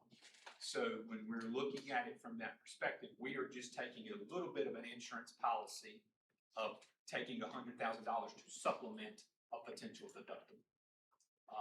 And if we was to budget an additional couple $100,000, the question would be, would we just fund balance appropriate to offset that or use some type of fund? Because I don't necessarily want to try to go with a balanced budget and then I'm penalizing all the other departments because I'm putting in a couple hundred extra $1,000 for one in those cases. So it's a little bit of a strategy on, are you trying to balance the budget and trying to make sure I'm not over budgeting in places. And like, there's a couple places like medical examiners and things like that. We just take the risk. If you use their rate and you use their numbers, that we should be budgeting a much higher number. But I don't know how many bodies that will be sent to a medical examiner each year, so I don't want to over budget. So in general, we take the risk of playing an average of I'm budgeting for a number that I think will happen, not the worst case scenario. And I think that's how we're treating insurance. I mean, we already have, this information. We just got another period of time that we've been averaging a couple of years. Correct. As far as these type of claims, these substantial claims. There's no disagreement that we probably need to increase that. Okay. Yeah, and I was just curious how we came with half a deductible as opposed to, we know of those two correct horrible events. So. And that's definitely something we could look at to change if you would like. Okay. But that would go into an insurance fund. That's Yes, what you're saying. So it's not available necessarily, if the thing were to, if any of those claims were to drag out, most of those things, statute of limitations 3 years, so that money would still be in the insurance fund. That would be correct. Yes. Okay. And that was a change in strategy a couple of years ago, just trying to best use our money. How do you determine from sheriff's department to other agencies how much to take out? Is there a do you look at It's like percentage risk? of number of employees. And it's Okay. just fair across the organization. So it's just a certain percentage you take from each department Yes, and based add upon to number it. of employees. Okay. But that deductible is already, that's just. That's in our general liability. Right. The insurance that he's talking about that is an additional, that's a supplemental insurance. That's just our Okay. general liability that we are treating. I got you. Okay. Did the premium for law enforcement liability go up? Is that? We are assuming 7%. We have not got those. We get a lot of that in June. Okay, So it's budgeted based upon 7%. That's the trend that we're seeing. It could be higher. Could be higher, but that we're, yeah. National trend, 7%? Okay. Yeah. Because our trend was much different last year. Okay. So this So, hundred, so one of your first questions that you asked Lance, if we were good on all of our insurance, there's multiple different pieces of insurance, and some of that information we really don't know till June. And I'll give you the greatest example is our cybersecurity insurance. I think it was 3 years ago. I was on vacation, I got a call at 8 o'clock in the morning on July 1st that Chris is telling me they canceled our cybersecurity insurance, even though they told us in mid-June it was going to renew. So there's always that risk because, it makes it through here and underwriter, then when it comes time to finalize it, they go, oh, I'm out. And that's what happened to us on cybersecurity, which led to some security changes here for us to be able to get insurance. I feel like I'm dense in this regard. We're setting 100,000 aside in an insurance fund. For it to be used or not to be used. Well, let's say if we put money into that insurance fund and it's not used, it's unavailable, in the future for claims. Yes, sir. Okay. What's the balance in that fund now? Hold on, I bet we'll get a text in a second.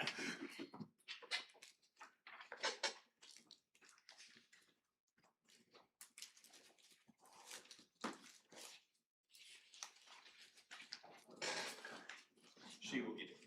Okay. Because those are old, like, it's not current.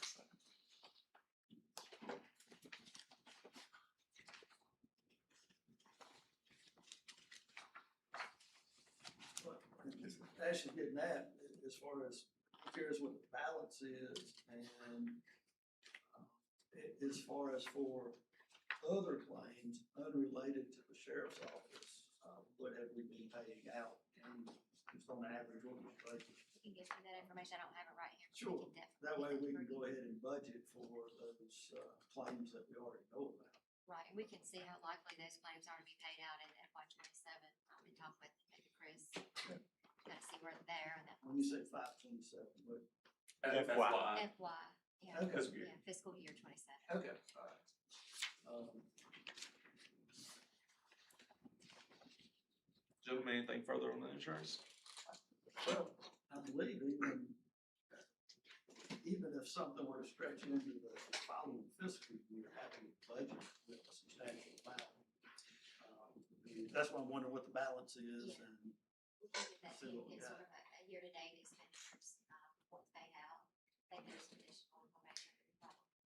How long will that take? Like I- Reason I'm asking is if we take a break, 5 or 10 minute break, maybe she can go and pull those Yeah. numbers. Do we recess? All right, we will take a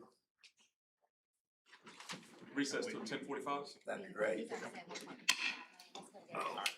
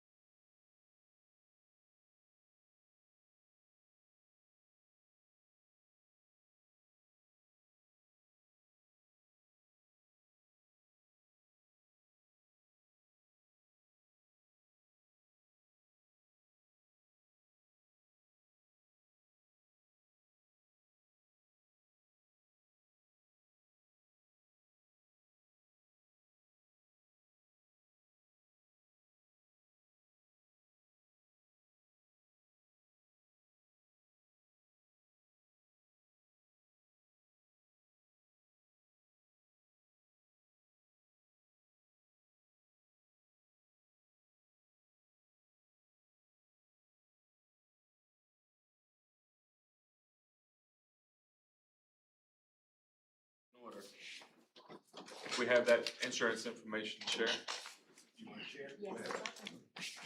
So before you, you have a current year-to-date expense report that shows some of the revenue and expenditures that we've got. To answer the question as far as our fund balance, as of right now, our fund balance is a little bit over 1.45 million. Our revenues are roughly around 2 million.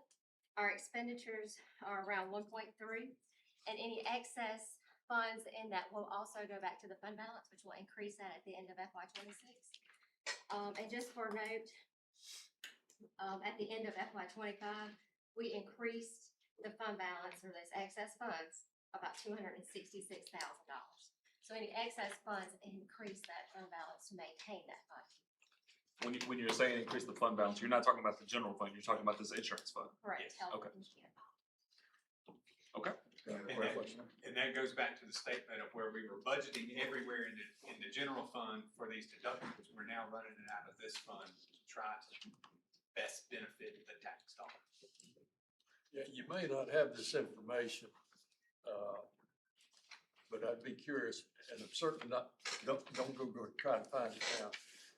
But historically, say a 10-year period, 5-year period, how's the flow gone?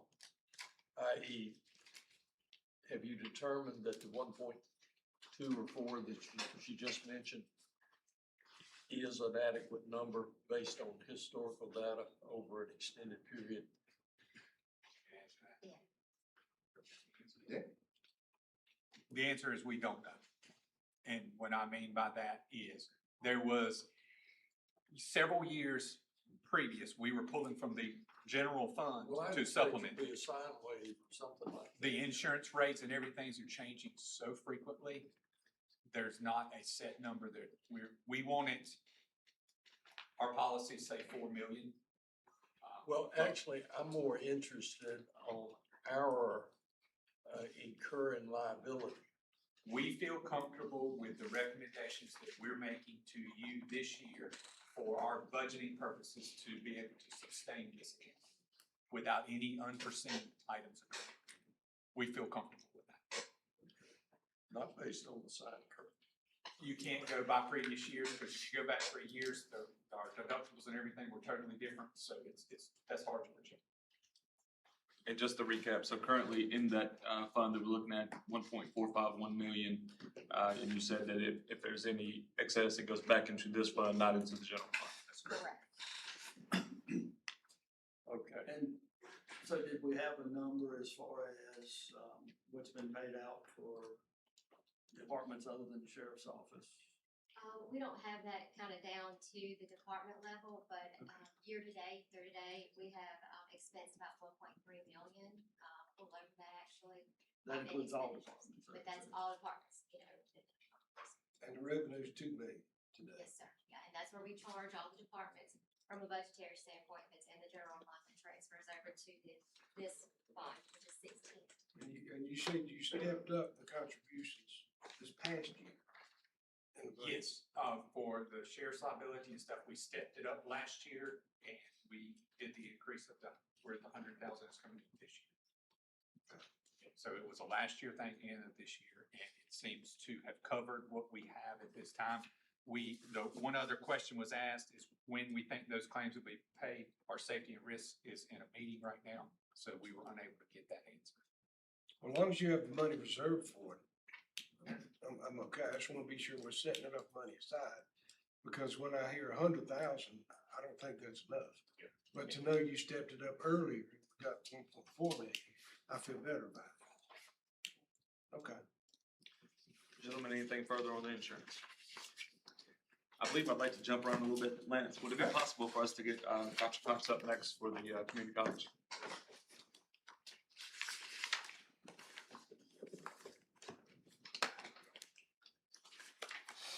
Good morning.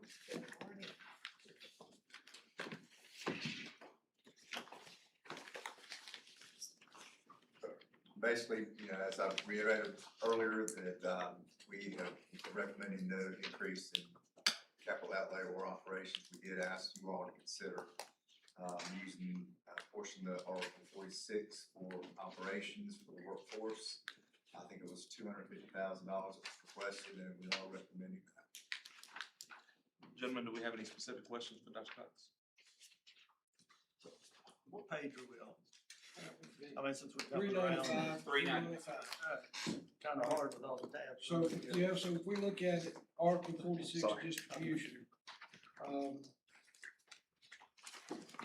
before it was, 1,044,290. Was the original budget. That was adjusted, wasn't adjusted at all,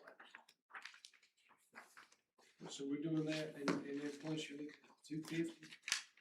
So when you look at the Article 46, the amount that we project from tax dollars coming into that is the little bit over $3 million. From Right. that, the debt payment for the Workforce Development Center Right.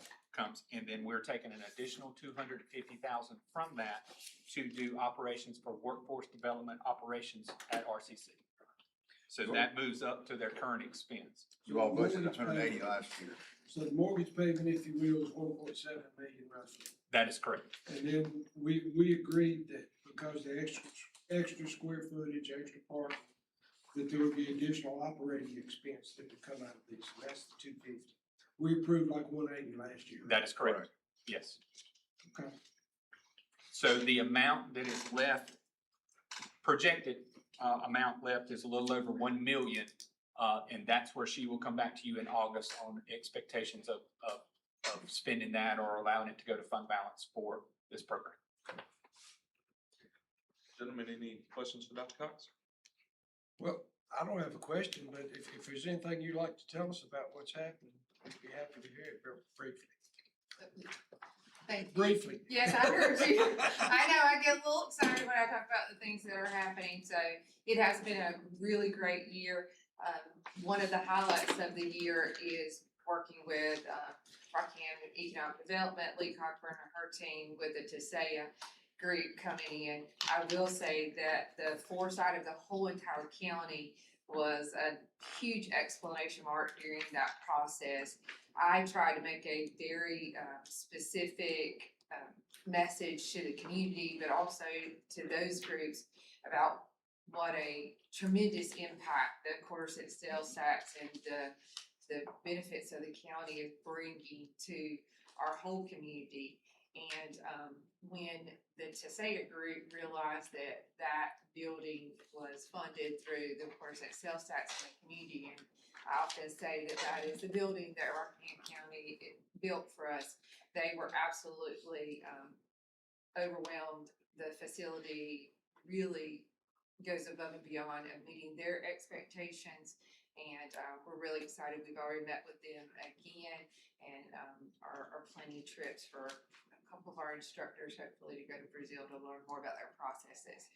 So the foresight that the whole county had in doing that work is really starting to, I'm getting the benefit of paying those forward. The CTE Innovative High School has been really great. They also, the ninth graders, were able to participate in that building and construction, Owen's building.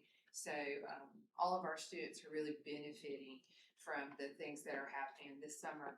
We have 4 summer academies. We partnered with different agencies to fund those. I'm very thankful for those, but you're going to also see an increase in the number of students that are on our campus and also getting opportunities to do work-based learning. And we are looking ahead to increase those as well as pre-apprenticeships, and our technical programs are growing. Our growth across the college has increased this year, and we're just projecting and looking to the fall and believing that there will be more.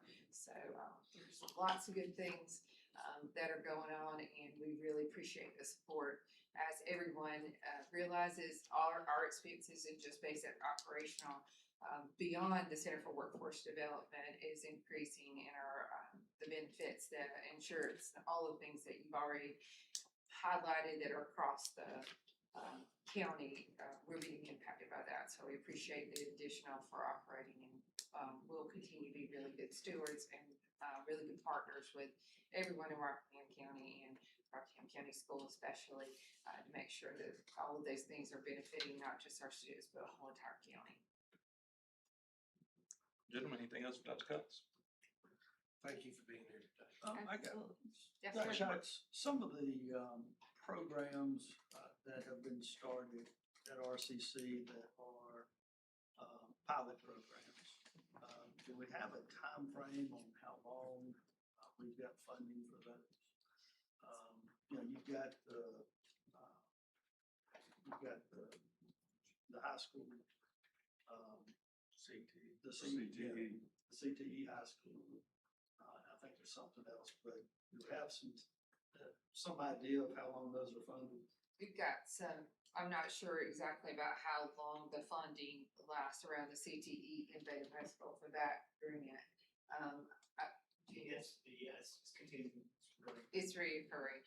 And so those, but additionally, we've also used a Golden Leaf grant to fund a lot of the beginning, those 3 programs that we worked with or previously were worked on with economic development. So the end of this year, this coming year will come to an end for those lift ups on those programs. So, so those are coming in the next fiscal year.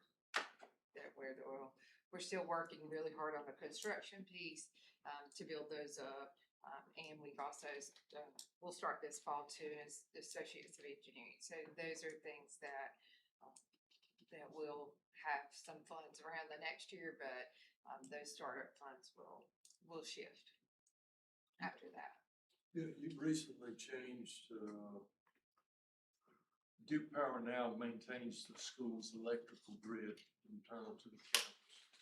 What sort of cost savings have you incurred from that?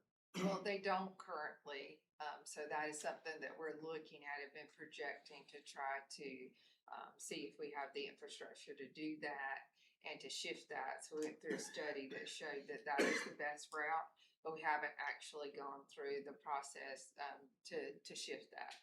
So long-term savings, that'll be a big impact because we believe that the infrastructures and the grids all across the campus are over 50 years old. So that will be some impacts, but we have to look at a couple of funding sources in order to fund Trade that. cars before that used baby quits on it. That's right, and we're looking at those, but we do have to look at the permissions around what funds our SCIF funds can be used and which cannot because of the Duke situation. But long-term, that will save us because any minor issue with electoral one transformer can be $250,000 to $300,000.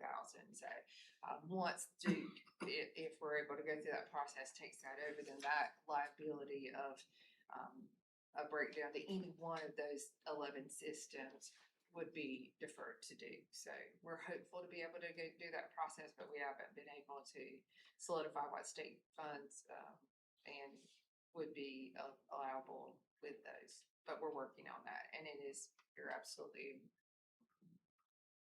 money on that. It's very critical that we address those because one can be a high liability for the college. Gentlemen, anything else? Dr. Cox, on behalf of the board, thank you so much for the job that you're doing, and we appreciate you being here with us today. And we appreciate your support. Thank you so much.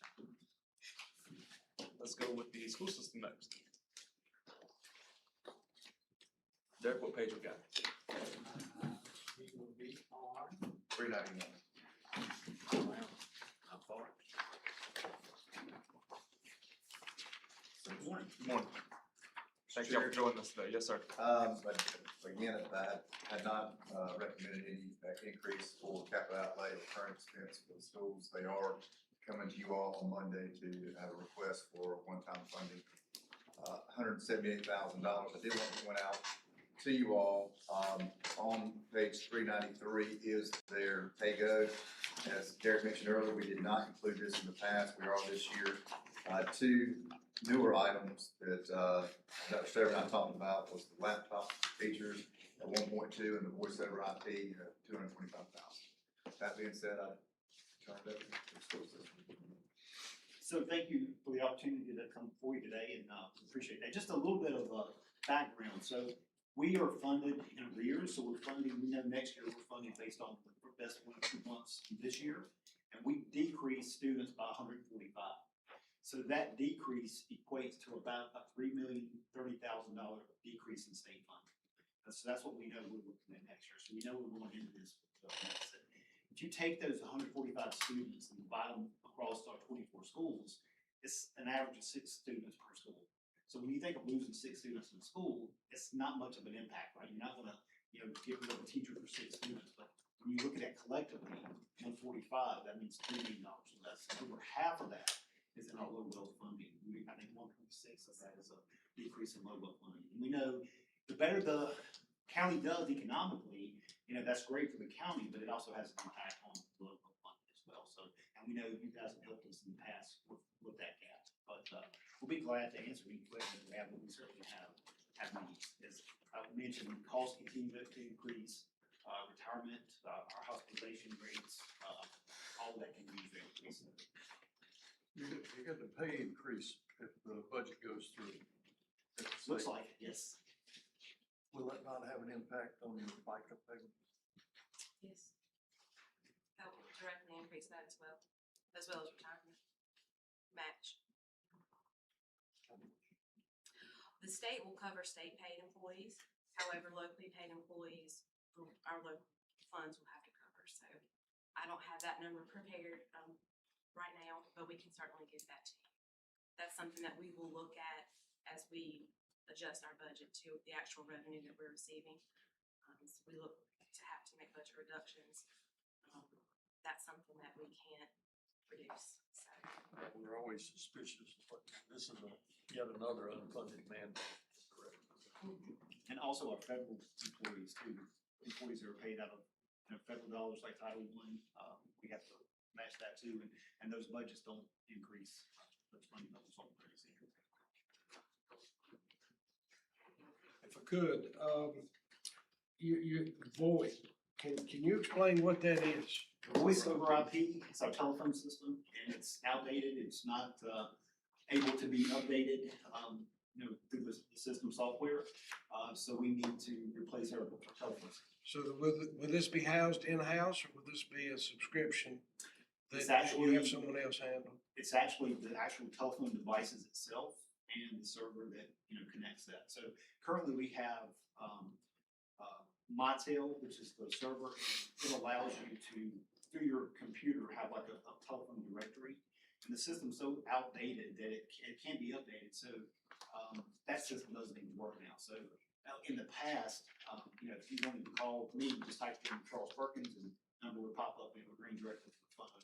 Now you can't even, like the telephone book is gone now because you can't even, the system's not updated. So you have to actually memorize numbers or numbers, things like that. So it's really been an inconvenience for staff because we don't produce like a directory. We've always used that Mitel service. So. Have they compared cost of a service, a VoIP service versus having the equipment and the server and all installed? I know like some companies own their equipment, but then they lease the service. Yeah, I know that we have been putting Band-Aids on the system for years, trying to get through.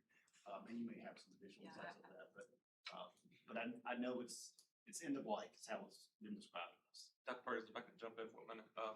Gentlemen, we had to replace ours here in the county within the last couple of years. What kind of process did we go with? We went through an RFP process. I think you guys are going through the same. I know the people that do ours is bidding. It's this, okay. That was actually gonna be my question, Yeah. was, economies of scale, would there be any benefit if it was the same company or not so much? Not so much, because the way school systems, the way we used ours are No, not okay. comparable. Worth a shot. But it's worth, I would say most of those are gonna have to be with some state mandated pricing. Gotcha. Especially for what the money they would be using to use it for. So, they're gonna be pretty competitive pricing. Thank you. That's all the questions. Commissioner Burger. I've got some questions, kind of to, performance. Do you know what your results were for reading and math, for the grades this year? We are in the middle of testing right now. One of the things, we're trending about where we were prior to retesting last year. One of the things that the state changed this year In the past, after integrated testing, you had to have a summer school experience after the school year, and then you can retest. The Department of Public Instruction changed that policy that now allows us to retest during the school year after the test. So we have to provide the integrated test within the last 10 days. The high school and the course exams have to be within the last 5 days. So as soon as the tests are over, we can do a quick review remediation and then retest. And we have found after the first semester doing that at the high school, we saw about a 10% improvement over the previous year's scores. So we feel really good about that remediation during the year. That's going to have a big impact on us as we finish up testing right now. Well, but as far as, those results being similar to last year, what are those results? Sure. So, like if you're looking at third grade, and another change the state has made this year, we've never been able to retest third graders, and the state's allowing us to retest third grade and read. So that's a positive thing that we will see. But we're around 45 to 55% across the grades in reading and math proficient, and around 55 or so percent right now prior to retesting with science and our elementary grades. So that's all elementary grades, in third, fourth, fifth. Right. So, where are they in third grade? Third grade.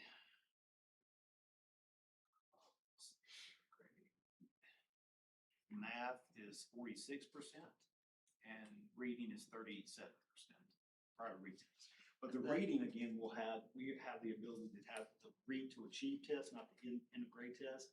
And we see a larger pass rate with the read to achieve test than the EOC or So EOG fourth test. grade, Fourth grade is 51% for reading and 53% for math. okay, and so this percentage, that is, proficiency, is that correct? Proficiency. Those that are on grade level, based on some guidelines that are set by the state. Right.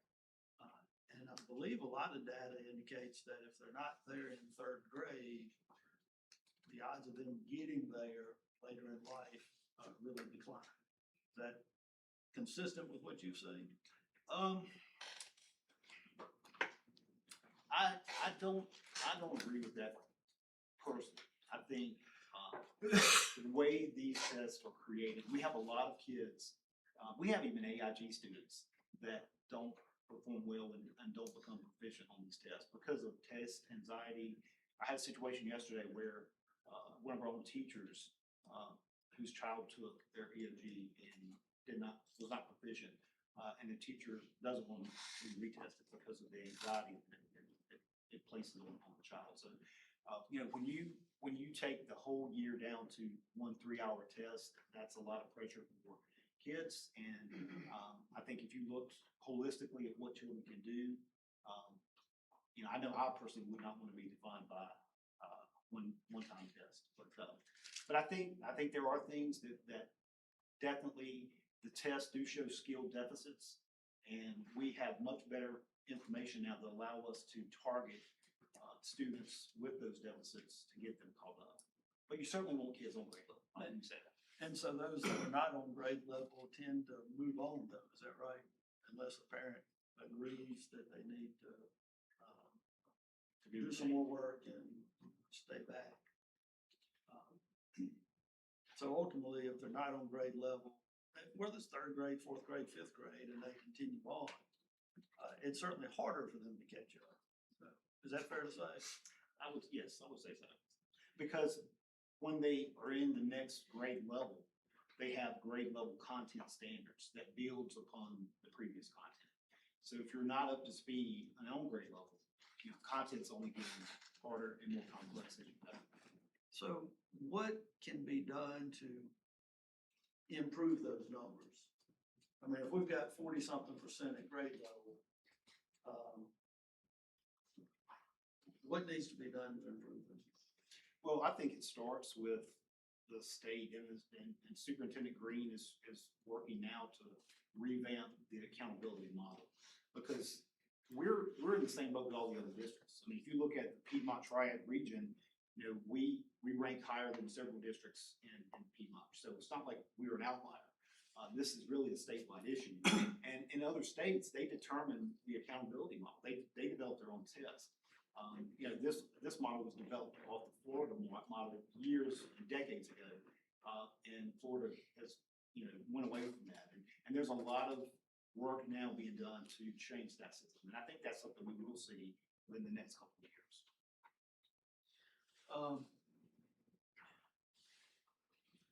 So your numbers countywide have consistently been in the forties, what I'm hearing. At least the past 2 years, is that consistent over? Probably the last 6 years, every 7 years, the state revamps the standards. And when they revamp the standards, they renorm the tests. So they every year that there's a new test, you see the scores decline, and then steadily they'll build back up as the teachers get more practice teaching those standards. I think one of the things that's impacted us recently is the COVID, and that's coming through that. It's been a slower recovery because of that process. And that's across the country. But the kids in third grade didn't deal with that in the school setting, at least not in elementary school, because that was before they would have entered kindergarten, I believe. But ultimately, we've got more than 50% of our kids below grade level. Based on the current accountability models. What's your retention level for those kids? Last year, I think it was around 10, 12%, something like that. I'd have to go back and look.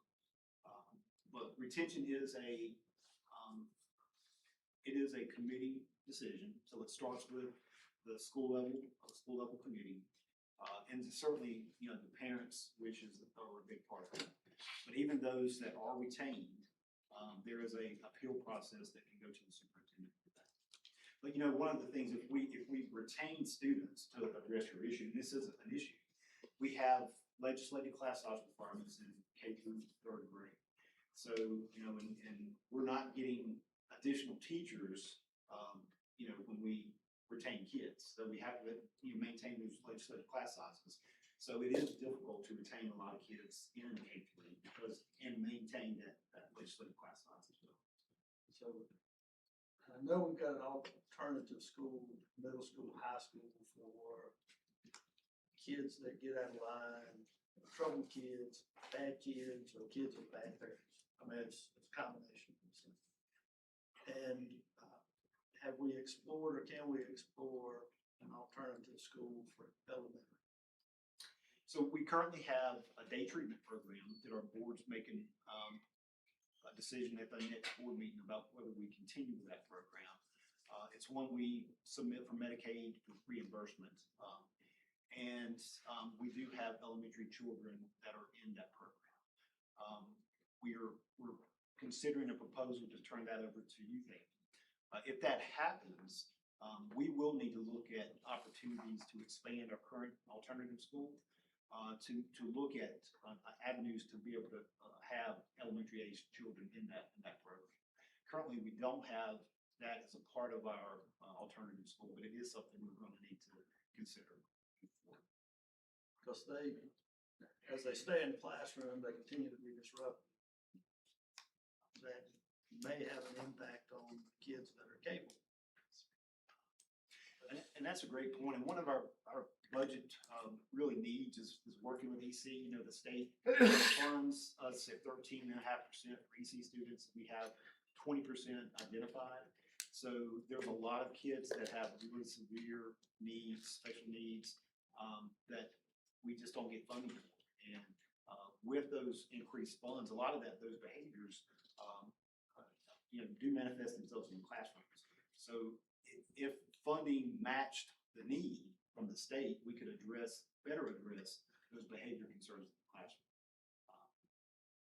And I know that's been a real challenge for us within our EC budget, trying to cover that with other funds some of what's being local to try to address those needs. Because we do hear that frequently from our teachers. It really is a concern. I guess my issue with the way you couched it is the funding aspect, because we've increased funding, but the results aren't changing. So I don't know that the answer is necessarily money. I think addressing it on a tiered level, because if a student is labeled EC, we get the same amount if they are speech or if they're, severe, have a severe need and need like a one-on-one. The funding is the same. I think if there was a tiered approach that looked on the severity of the disability or behavior, that would be a better match for the needs of the school. The state is looking at a Weighted performance, I guess, so that's a need across the state. Right, well, and I'm encouraged that you're looking at something to do with these elementary age kids, so that they're not such a disruption. Anything else? Commissioners? Well, I want to go back to this retention, the 10% that are retained. Have you assessed how they progress after they've been retained in a year? Has that been a useful and adequate remediation to put them back on par for fourth to sixth, so on? Retention has a big impact on a student. If you look at national research, and this is probably maybe 10 years old, but I know research that I've seen in the past, if you retain a child 2 times, they have a less than 10% chance of graduating high school. When kids are retained, most of the retentions occur in the early years. Kids are still small then, but once growth spurts start happening and kids get up into 4th and 5th grade, into middle school, and you've got someone in 6th grade that's, a foot taller than everyone else, not only is the academic concerns there, but then the morale, I got it. all of that happens. So retention is something we don't take. I'm just trying to get an evaluation for Rockingham County students. Is retention worth the time? Does it put them back, particularly in the third? I think I can help kids gain skills in early grades, but I think there's potential harm in older grades. But what we have done in high school to try to combat that is we have credit recovery. So when kids, when it gets to high school, it's not about passing a grade, it's all about credits. It's all about credits in high school. So we have been very successful in getting kids caught up so they can graduate on time through credit recovery programs. But I'm not a real fan of retention, because I see as a former middle school principal and teacher, that's a huge impact, having a retained child in middle school that's a foot taller than everyone else and doesn't fit in or becomes a bully or whatever. So it's a real issue. I think what brings up the fact that getting kids ready early intervention is our best key. Well, this is a budget discussion, and you realize you and I are continuing the discussion that we started 12 years ago? Yes. Well, but it is a budget discussion, because if there's the need or the ability to do an alternative school at the elementary level, it gets into the budget aspect of it. That is indeed a factor, as does if you retain them once in the 3rd grade and they're back on track going into the 4th, 5th, Right. then the same thing. But ultimately, we're trying to look at what's best for the youngster. And our schools have gotten really creative. We can cross team now, so kids can, even if they're in 4th grade, they can go back to a 3rd grade classroom for math instruction or reading instruction. The same, that can go up. The need is there for enrichment. So our schools have gotten really creative to address specific needs of children. Remediation that doesn't take a whole year is what you're talking about. Right. And I will say this, studies have definitely shown that remediation alone is not going to get them there, because if you're pulling kids out for remediation, they're missing grade level content, and the content only grows and gets more complex, so they have to still receive grade level instruction. So that's really important. You said that you were missing 100 and some kids, and it was $3 million. What plan do you have to compensate for that? And do you have something to try to retain the kids when we're not losing them? Yeah, we have looked at, really true allotments. So our human resources department has done a great job of only allotting, based on the kids you have. And when the new year starts, if we have a school that has dipped some, we'll make adjustments and move a teacher from school to another school if we need to. So we're really trying to stay within our allotments. That's really important.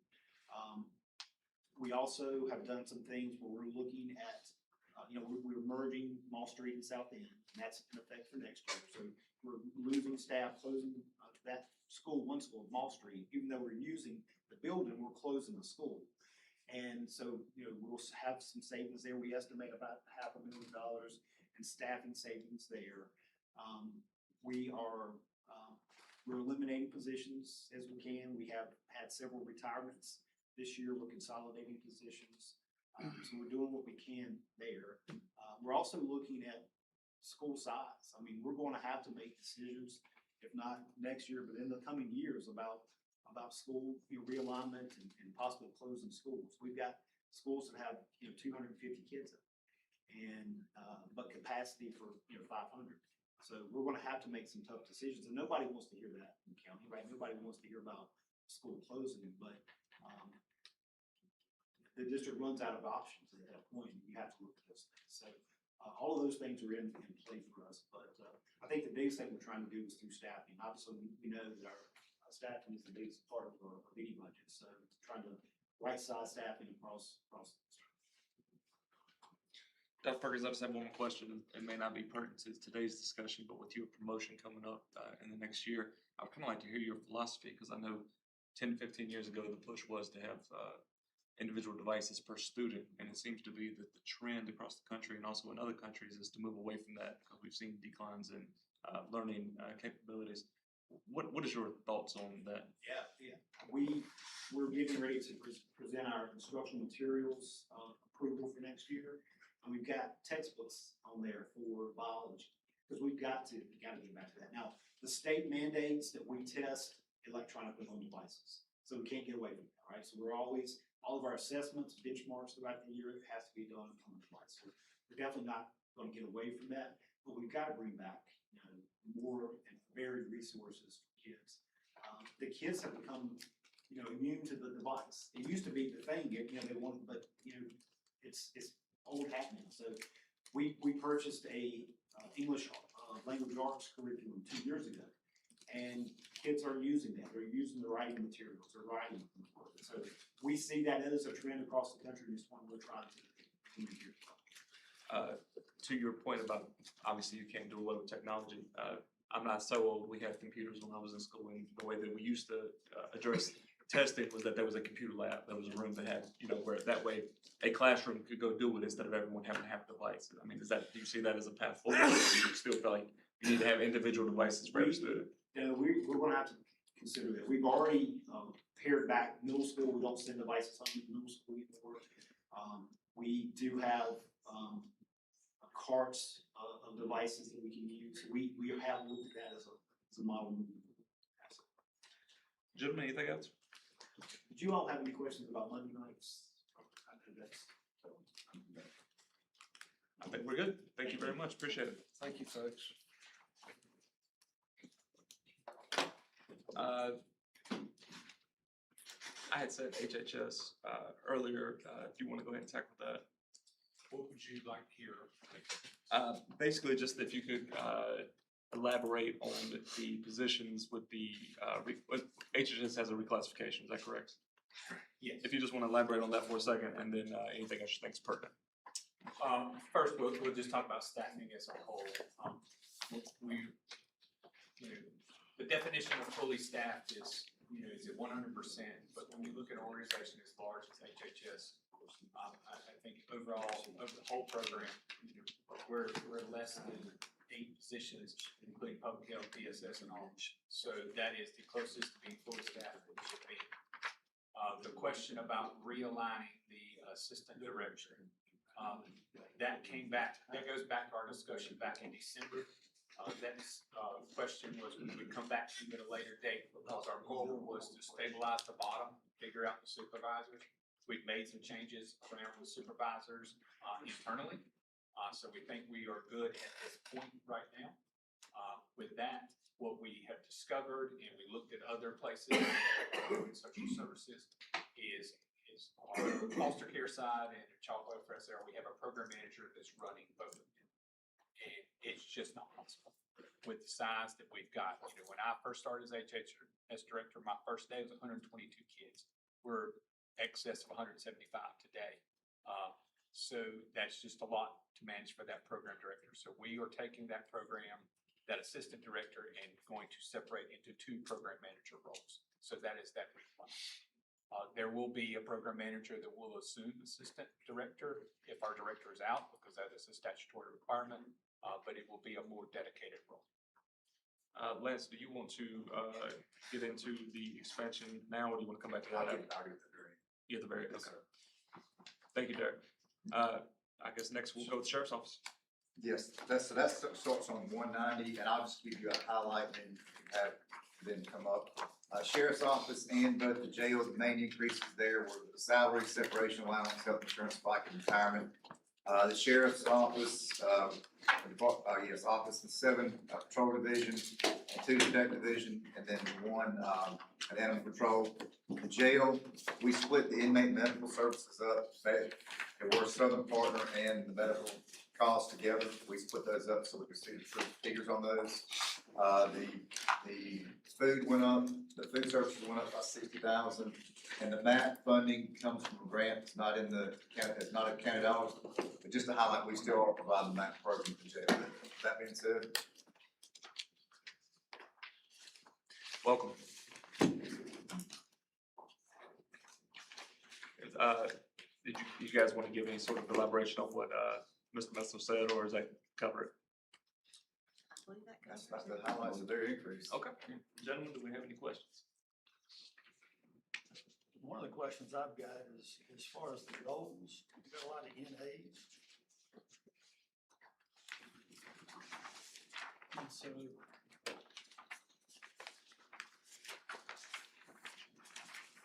what's the situation with that?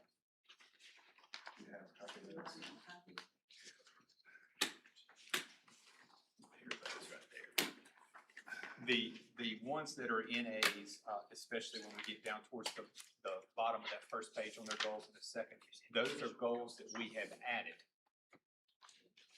And so the NA is, there was a year that goal didn't exist, so we were not collecting the data.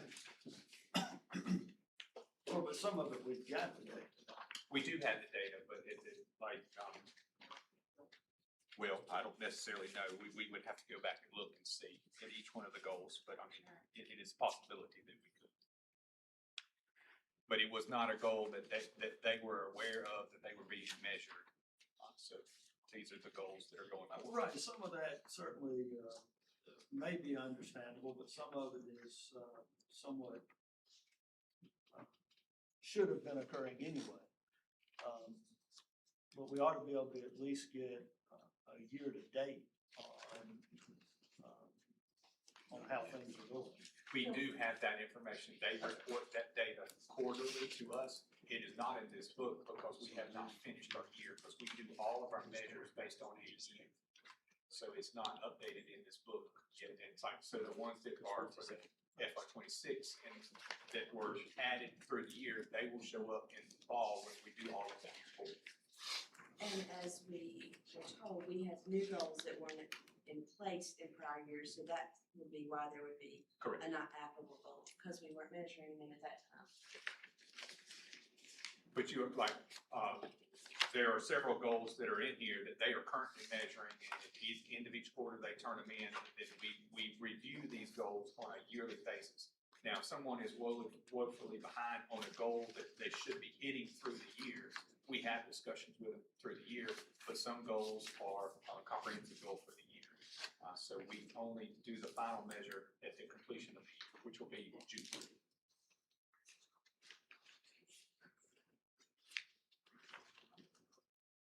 And if there's a specific question regarding one, we'll be glad to answer. But I just know that some of these were new to us, and they started mid-year at fiscal year, and it didn't exist prior to that.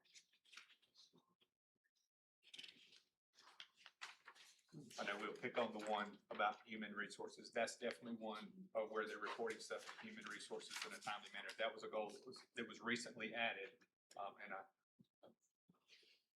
we've had some hiccups along the way with like many of our departments, but they are measuring that goal and we are tracking that at this time.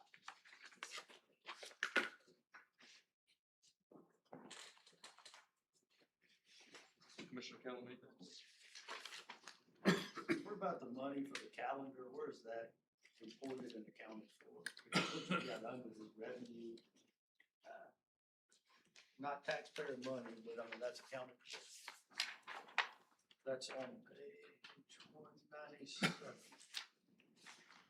Yes, I can speak to the calendar fund. That is a fund where vendors are contacted and they are asked if they want to participate and pay for ads on the calendar, which then funds that. So no funds come from the county, and then whatever funds are taken in are then expended as such. And I believe it's most of the expenditures are for the luncheon, if I'm not Yes. 100, but Yes. Christian lunch, yes.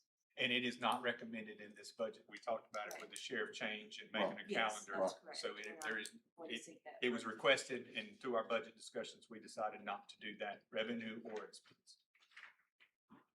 And as far as the workers' comp figure, there's a substantial decrease from the year to date. As far as the prior years, and then just curious. The workers, that's on us. So what we do every year when we go through and we audit to make sure that every employee has the right codes. So depending on what your job duties entail, determines the rate that we charge someone for workers' comp.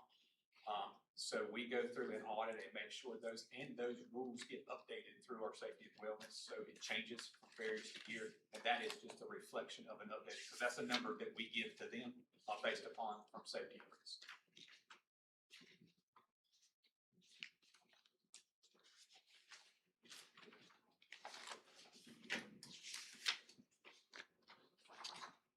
And anything as far as year to date, that gives us an idea of what's been pulled from that line item through either April 1st or some date in April, could be April 3rd. Yes, that's correct. Some date during April, yes. Depending on the date of the report being ran. So on this one, it's 4/29.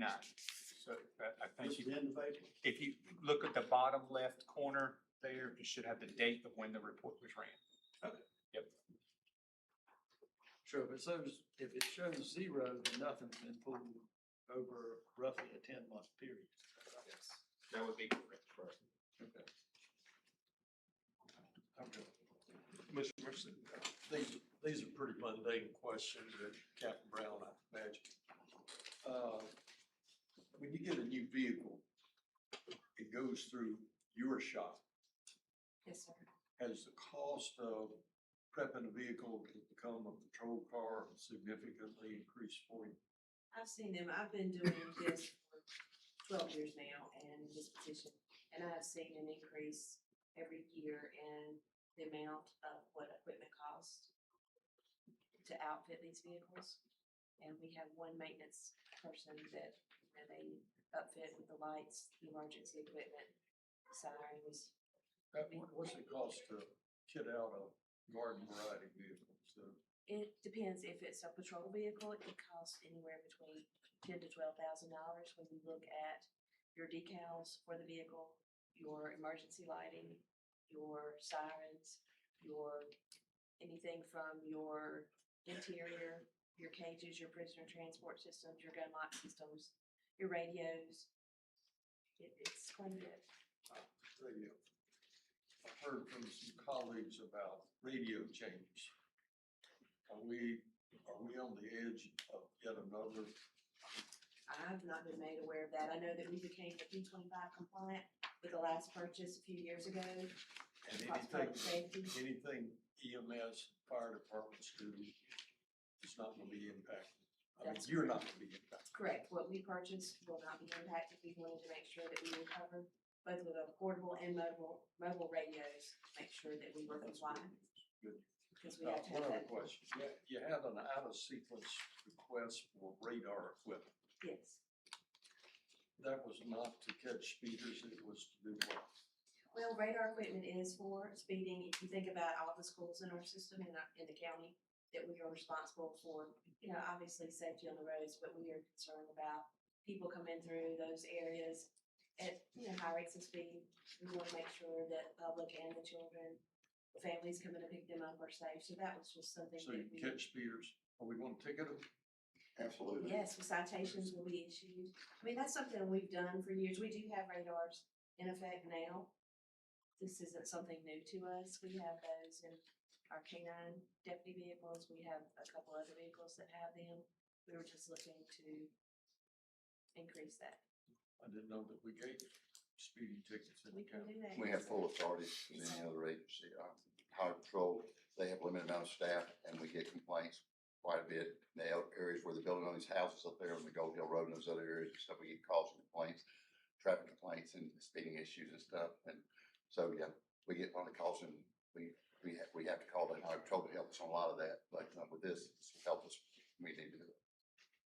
And of course, our main concern is safety, public Safety safety first. regardless of what division it entails. That's what we want to do is say. How many have you written in the past year? How many have I written? Or how many has the department written? That's some We'd have to pull that. information we'd have to pull. We Okay. didn't have that today. We get it for you.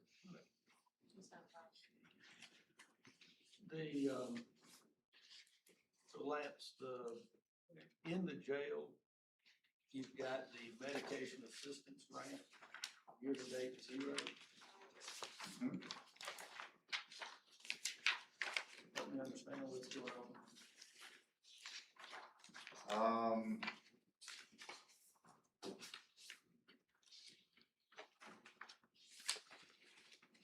Now, we do report financials. We do. To finance regarding what is being spent on the MAC grant. So how that is, relate to this document, I can't answer that. I don't know why that Yes, we do hasn't turn in been gone those down. reports. Side, or you looking at the Revenue. revenue side? On page 208? Mhm. Since that's considered a grant, we're gonna be rolling those funds forward, so whatever is left out of that, but that has not been expensed against that grant, will then be rolled over, so that'll be part of a rollover commitment that you'll see on a transfer report probably in July. Okay, and then on the expenditures for medical expenses, we've got zeros, but we got a number that Lance has recommended. I'm just trying to figure out. Just talking about 624. Page 210, halfway down. 24,036. Yeah, we had zeros across the board. That's because we split out, remember I mentioned earlier, we had Southern Partners and we had medical expenses, we split those out. So if you look at the top up there, under inmate medical services, it was, 1 million. So we split out the inmate medical services and inmate medical expenses. So the inmate medical services, Southern Health Partners, and then inmate medical expenses is what we spend on those expenses. We just want to make sure that we have those separate so we can true up what the actual inmate medical expenses are. So if you add them together, it's about where? Correct. Yeah. Correct. Just Well, Commissioner Kelly. another thing is, we have been doing this, encouraging the other police departments and our patrol that when they have inmates, before being an inmate, when they have an arrestee that may be injured or have some signs that they may need advanced care or something like this, to take this person to the hospitals first, because if they take them to us, then we need further. We appreciate it. We're trying to keep it that, yeah. Commissioner Kelly. I seen where you were looking for 7 or 9 vehicles. What all type of vehicles are you looking for? Is it, more than just a deputy? Well, for total, we had the one animal control vehicle truck that was mentioned earlier. Then for patrol, we are looking for patrol vehicles as well as, I believe, 2 detective vehicles. So we used to we were able to get the chargers, and that's sort of the whole thing has changed where we don't have that option with the all-wheel drive that we need in the county for obvious purposes to be able to get to everyone that we can. All-wheel drive makes the most sense. Right. So we're asking for the SUVs for patrol and the detective. And, I believe the Fleetio system it's been around for a few years now, but we're being able to see more information coming from that. I think it's been positive in that respect. Anything that we are asking for, it is because we truly feel that we need it. Yes. Well, I guess the other cars are aging out or They are. mileage. And what we will do, if there's something that we can salvage, we will put those down to like our school resource officers, where they're not on the road as much as our patrol deputies. What we want is our front line to be kept up with the newer vehicles. And then, as I said, we'll roll down because our patrol and our civil, they're on the road constantly, all over the county. Okay. Thank you. Captain Brown, I think you sort of alluded to it, but with the Fleetio and working with Mr. Southern, you guys have been able to really Yes, be simpatico on this, correct? yes. And Their requests fall in line, with obviously mileage and use like that. And then some of the ones we looked at is just repair cost. Okay. So that they fall in line. Gentlemen, anything else? Yes, I got a question. Last year or last calendar year, there was some question about a canteen account there at the sheriff's office that was outside the budget. I understand it was being put in the budget. Where is that now? I think it was closed. I think that was completely off the books. That's It correct. wasn't put in the budget, it was closed. Yeah, it was closed now. But is there not still a continuing contract with money being received for that? We have a canteen that collects the pay. That's in the jail though, right? That's Or Yeah. that can't- Yeah, but the other one's been closed out. Yeah, but I So- think what he's asking is there still revenue coming in from those machines that were not in the jail. contracted by the And that county? is within the general fund revenue, and not necessarily tied to this department line or Okay, anything like that. But, we do have that coming to the general fund. Once the contracts were updated, that's when Yes. it got updated with the general fund. Yes, when we closed the account, we had all that coming to the general fund revenue line, and all those funds have been directed to the So shop. those are legally compliant now. Yes. Very good. Because before they were not. Very good. Yeah, like the ones we ratified March 17th last year as well. That All was those- different though. Yeah, those we approved on Yeah, March we 17th. approved those contracts, so this was, we approved 4 improper contracts at that point in time. And then you had the unauthorized bank account that was generating money from these vending machines that I think over time was over $20,000, $15,000. Some amount that we haven't been able to really get our hands around totally. And so as far as those vending machines, do we have a valid contract at this point for those revenues, and that's coming into the general fund? Yes, sir, we do. And EPU handles, the contract for all of our facilities and all of those vending machines. We have updated all of the contact information to make sure that all of that funnels through county staff, and all revenue comes to the county bill, to finance office specifically. And we still don't have any closure on that issue. Then there was a request for $1,500. Every other department or office puts in miscellaneous, and they itemize what miscellaneous is because it doesn't fit under anything. I see Lance is not recommending that. It just said as needed. It didn't really itemize anything, right? What page? That's on page 201. And I can tell you, We didn't recommend it there, right? no, you Okay. did not. You just, there was a request for that. I consider that low money. You consider it what? Low money. I mean, Low you gotta at least put toilet Can paper or can something. you explain to me how a department the size of ours can indicate at the beginning of every fiscal year, every single item that they need? Budget it, but you can't I put understand about anything. budgeting because I've been doing As this for a needed. very long time, as needed. Yes, sir, but I understand that every single item, are you telling me that every county agency can specifically tell you every single item that they need during a fiscal year. Is that what you're saying? And it needs to be earmarked. I need a pencil. I need an eraser. I'm sorry. I have listened. I have been here for a very long time. I have been patient. I try to be as professional as possible. And I have done what I think is a very good job for a very long time. And what I'm asking here is if you are picking on the sheriff's office, are you picking on every single other division here and expecting them to list every single item under a budget that you can't put it under? That is my frustration. Because I take pride in my job. They itemize it. Well, then please show me. Give me a specific example of what you think I can put everything under, because there are things, and I'm sorry, correct me if I'm wrong. At least put There are toilet things paper. that fall in a budget that you can't put under a specific line. Now, I'm sorry, I have been professional, Let me ask you I've one been question. respectful. Let me ask you one Here you question. go, page 61. I'll give you an example. Please do. That's how they itemize.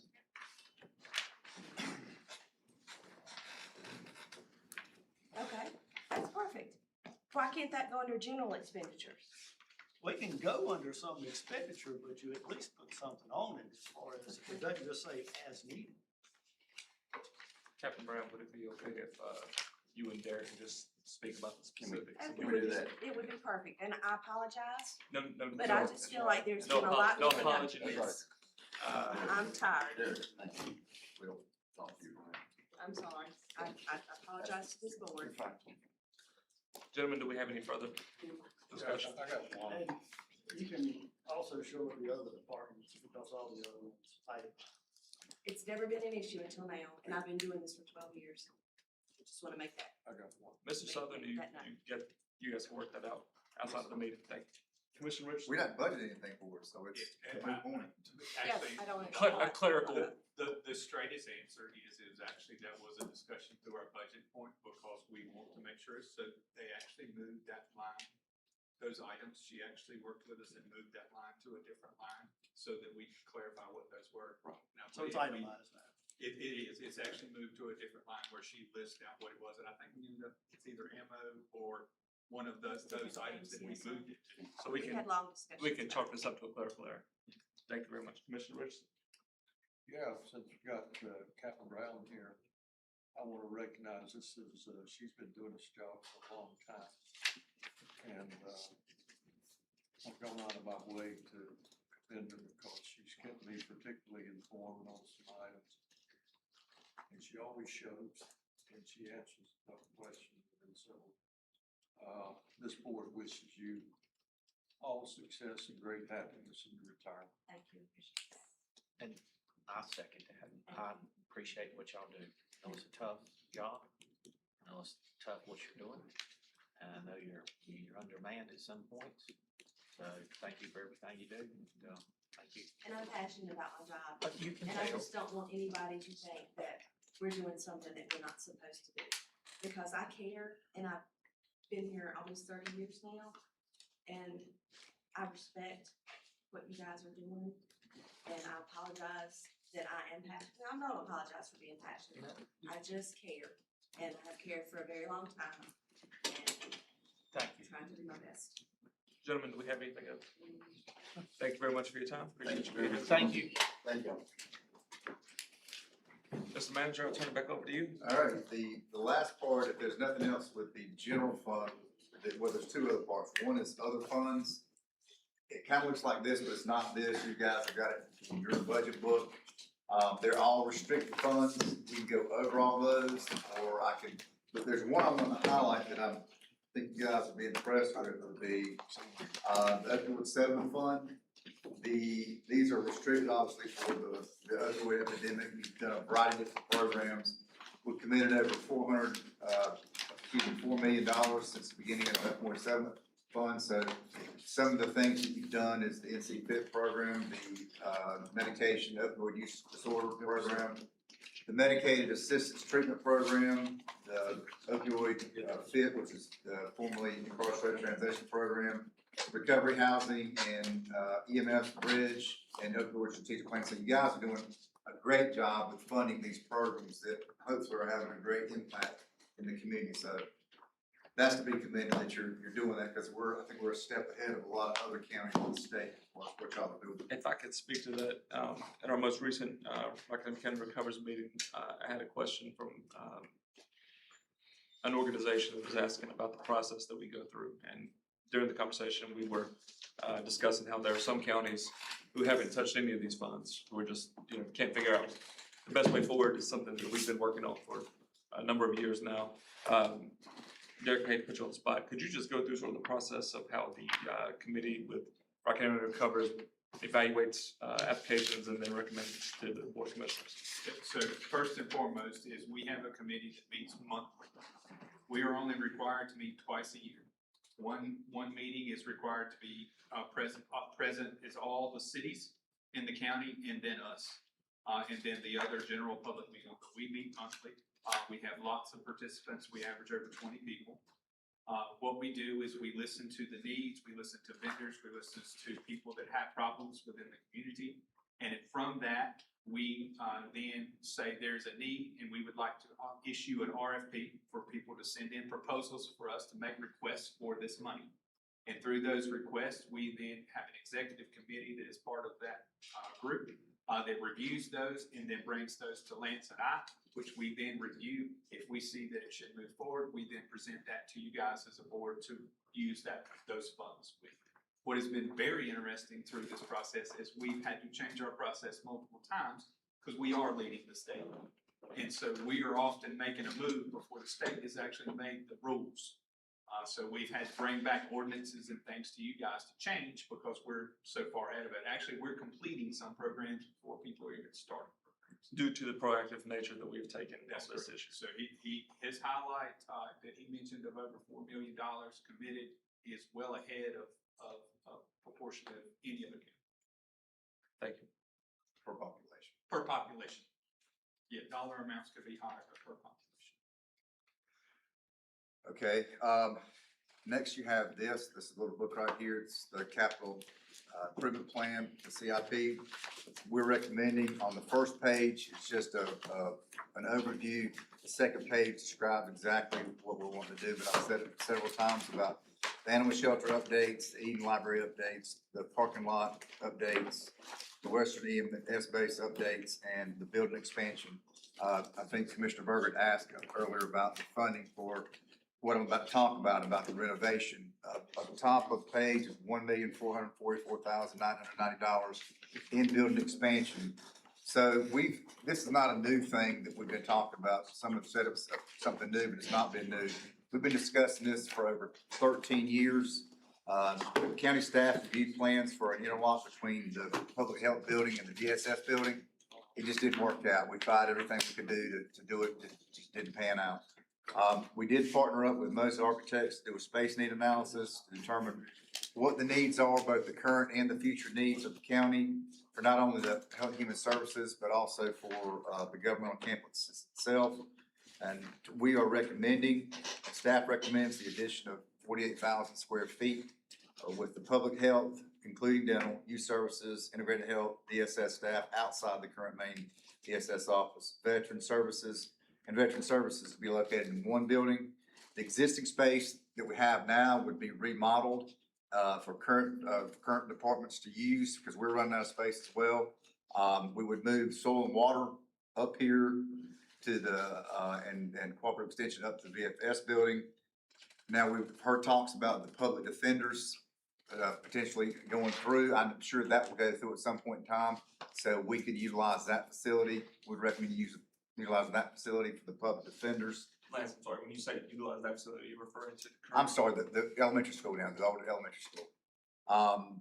The recommendation also would include locating the commissioner's chambers downstairs, so it's on the first floor, not on the second floor for easier access for folks, and for one entrance and egress versus folks coming in all over the place. But we would bring back all these recommendations to you all to consider.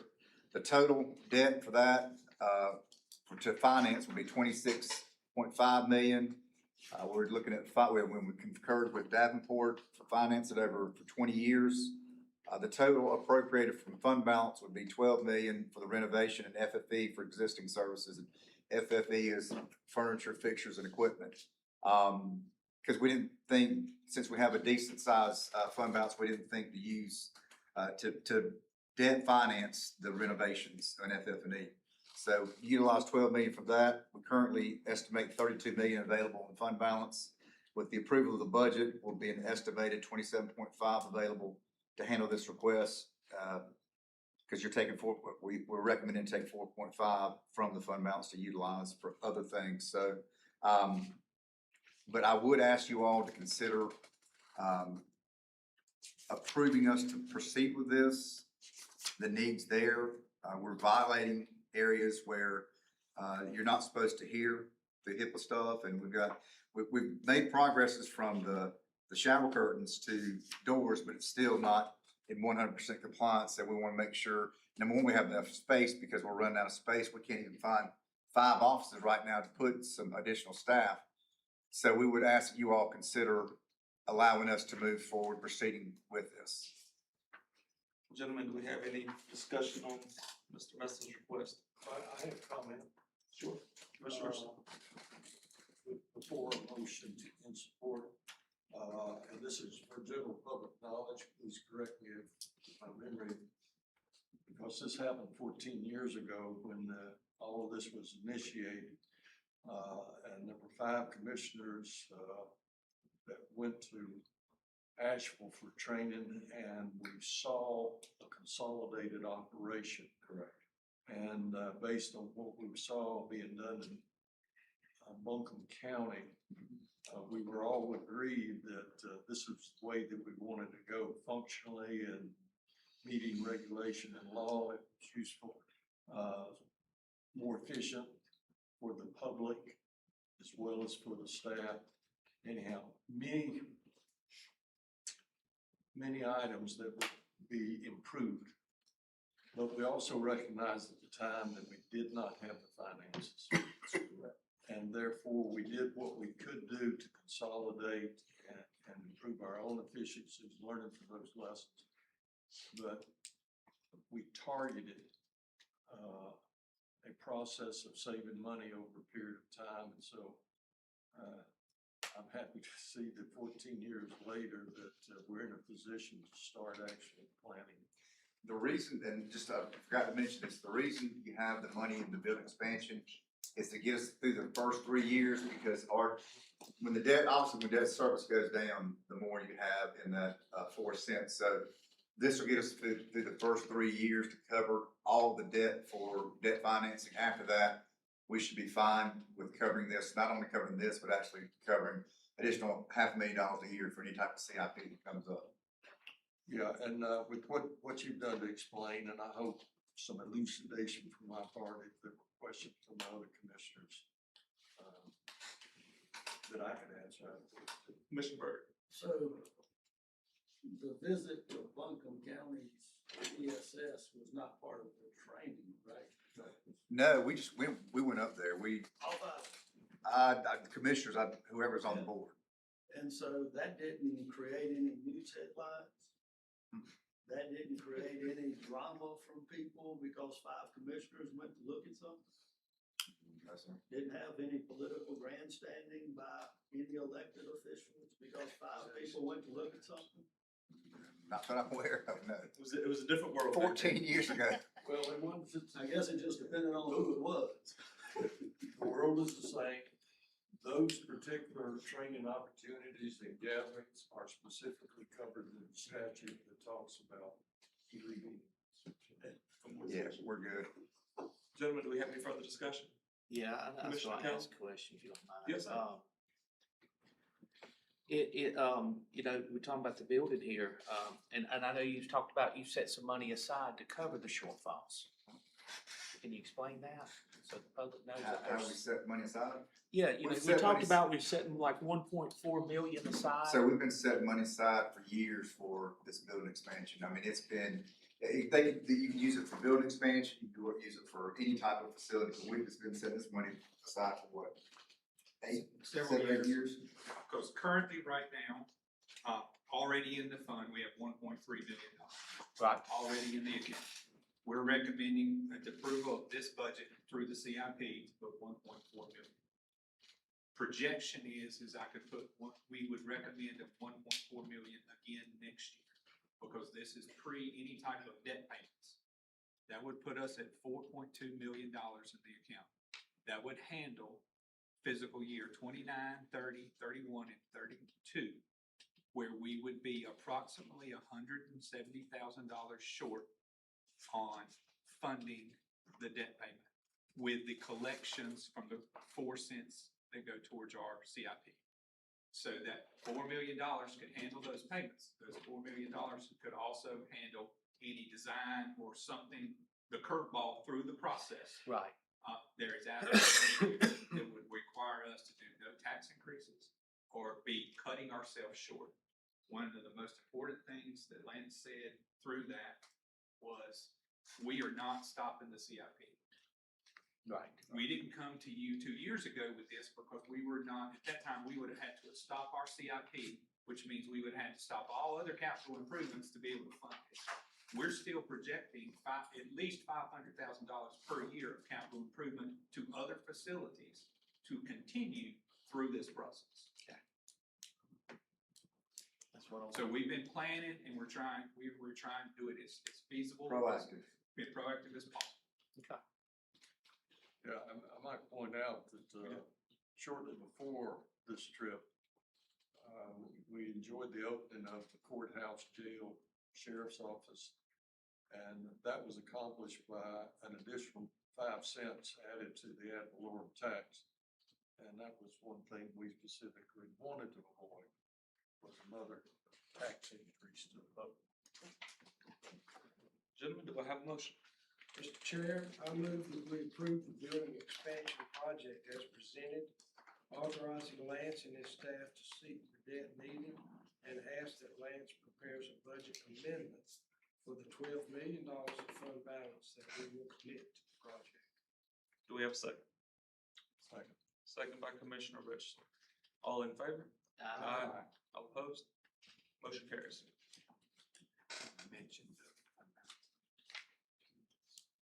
Oh, yes, I forgot one more, sorry about that, thank you, Derek, for reminding me. I'm a little bit older than Derek, so bear with me for 1 second. Ms. Messler, are you saying you had a senior moment? Is that what? I'd like to consider myself not a senior, but yeah, I think I am. Hold on 1 second, I've got them somewhere. Oh, here they are, right here. Yes, I did have some, thank you. So what is not in the budget, but we'll be bringing forward in the future, is the ambulance that you guys approved us to proceed with for, Stokesdale. Maybe Stokesdale. A Sprinter van to replace an ambulance does kind of the convalescent thing. But we had a ambulance that was total. We got some funding back from that. But we would recommend a Sprinter van, convalescent versus a full. They're a lot less expensive. The jail, the new touchscreen and camera system, theirs is antiquated, and new CAD system for the 911 center. So that's going to be about $1 million to pay for the consultant. That doesn't include the CAD system itself, but those costs will be shared with the municipalities and our 911 fund. Just wanted to give you that because I know sometimes you'll ask, why don't you do it during the budget process? Because a lot of these things we're still working on numbers. And correct me if I'm wrong, some of these things will extend outside of the fiscal year. Correct. Yes. Some of these, we will be coming to you pretty soon to ask for the money. And some of it we need more time to get all the quoting. But these are items that are needed and we wanted to make sure you were aware before we approve the budget. Yes, sir.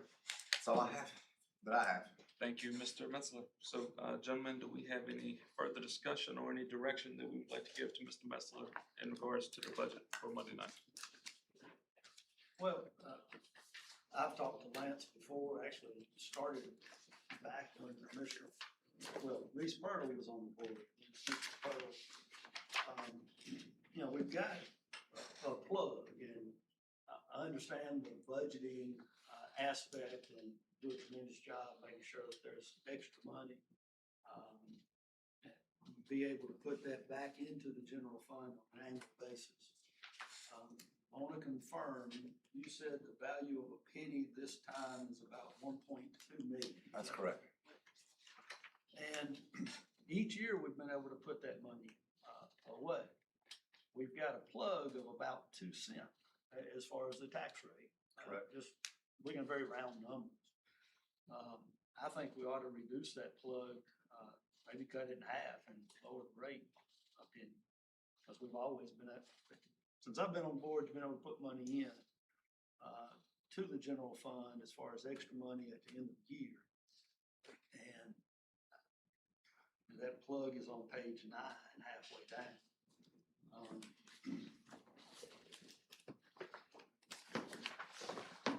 It's 2,577,134. The only thing I just wanna mention to you about that is that through the years, we've tightened up a lot more and we don't have as many job openings as we did before. And before we had 100 openings, we had, the fluff has been cut back, especially since Derek's kind of been in the seat of with budgeting. It's been cut back. That's just my. You're saying you think, the flexibility the plug provides is more important now than it was in the past?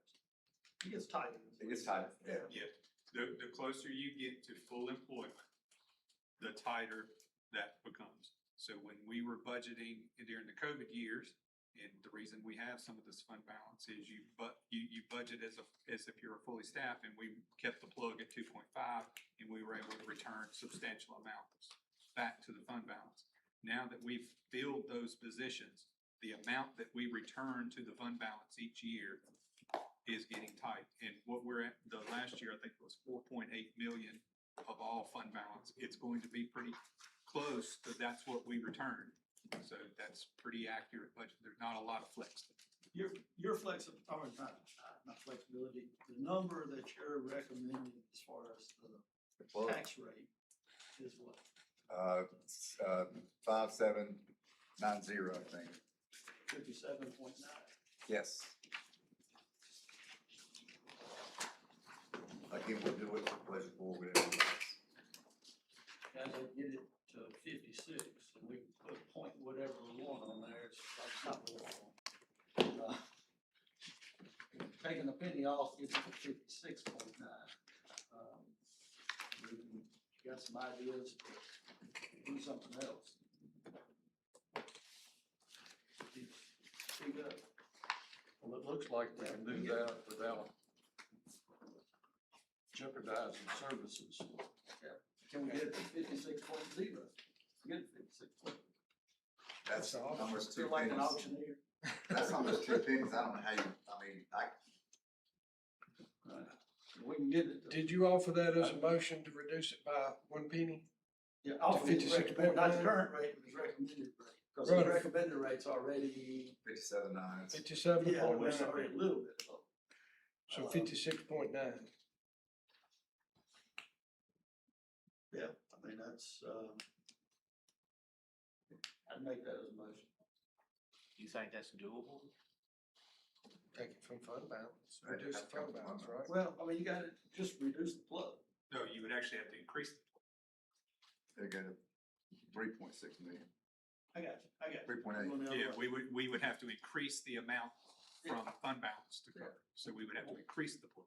And what would that do to fund balance over time? If we don't return it, it completely. So is that substantial over years, or will it have to be a tax increase at some point? You meant to say sustainable, didn't you? Well, Sustainable, I'm sorry. hold on for a second. We do, in the past, it just depends on how much that we'll have to, I mean, it's just like a crystal ball, we don't know. I mean, some years we bring in net $4 million in the fund balance, some might be 2 million. I can't give you a direct answer right now. And also to the point, we are discussing this year's budget. Not, we can't imagine what'll happen in future budgets. Let's make sure we're on the same page. Page 9, the way it's reading, expected unspent funds due to the nature of budgeting. we're in the city surplus. So that's a surplus based on what's coming in, right? Not necessarily, could be, but that plug is basically saying that by the nature of running a government, 600 and X employees, we are going to have that much money that we expect to come back to the fund balance because it's unspent salaries, the FICA, things like that. We got more So revenue. that's what that's, anticipated. yeah. Yeah, so if we lower the rate, the plug is gonna go down. For us to balance the budget, if you lower the rate, you are collecting less tax revenue. Yes. So I have to balance the budget, I have to increase the fund balance appropriation to balance the The budget. plug goes up, but the unassigned general fund would go down. Well, this surplus would decrease. If you take $1.2 million away from my revenue from ad valorem taxes, for me to balance the budget, I have to increase the revenue somewhere. Or you're telling me to take $1.2 million of expenses away. Yes, which would be this 2.5.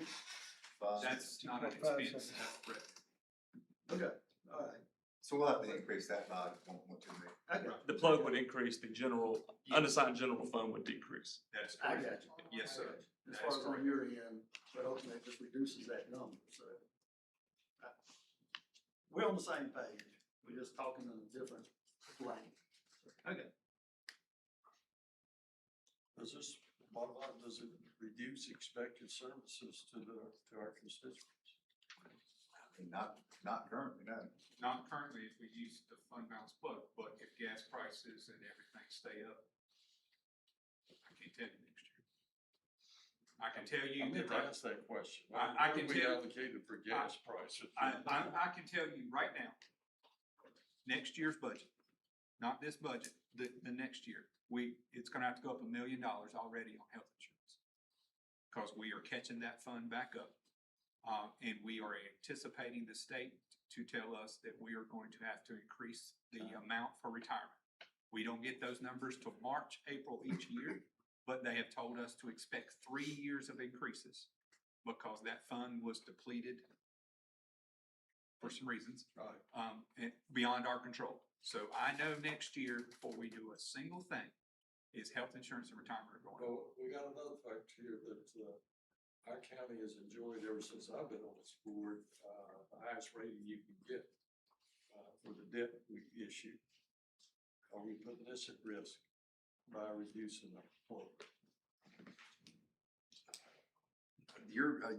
So a question, when we go out for debt financing, right?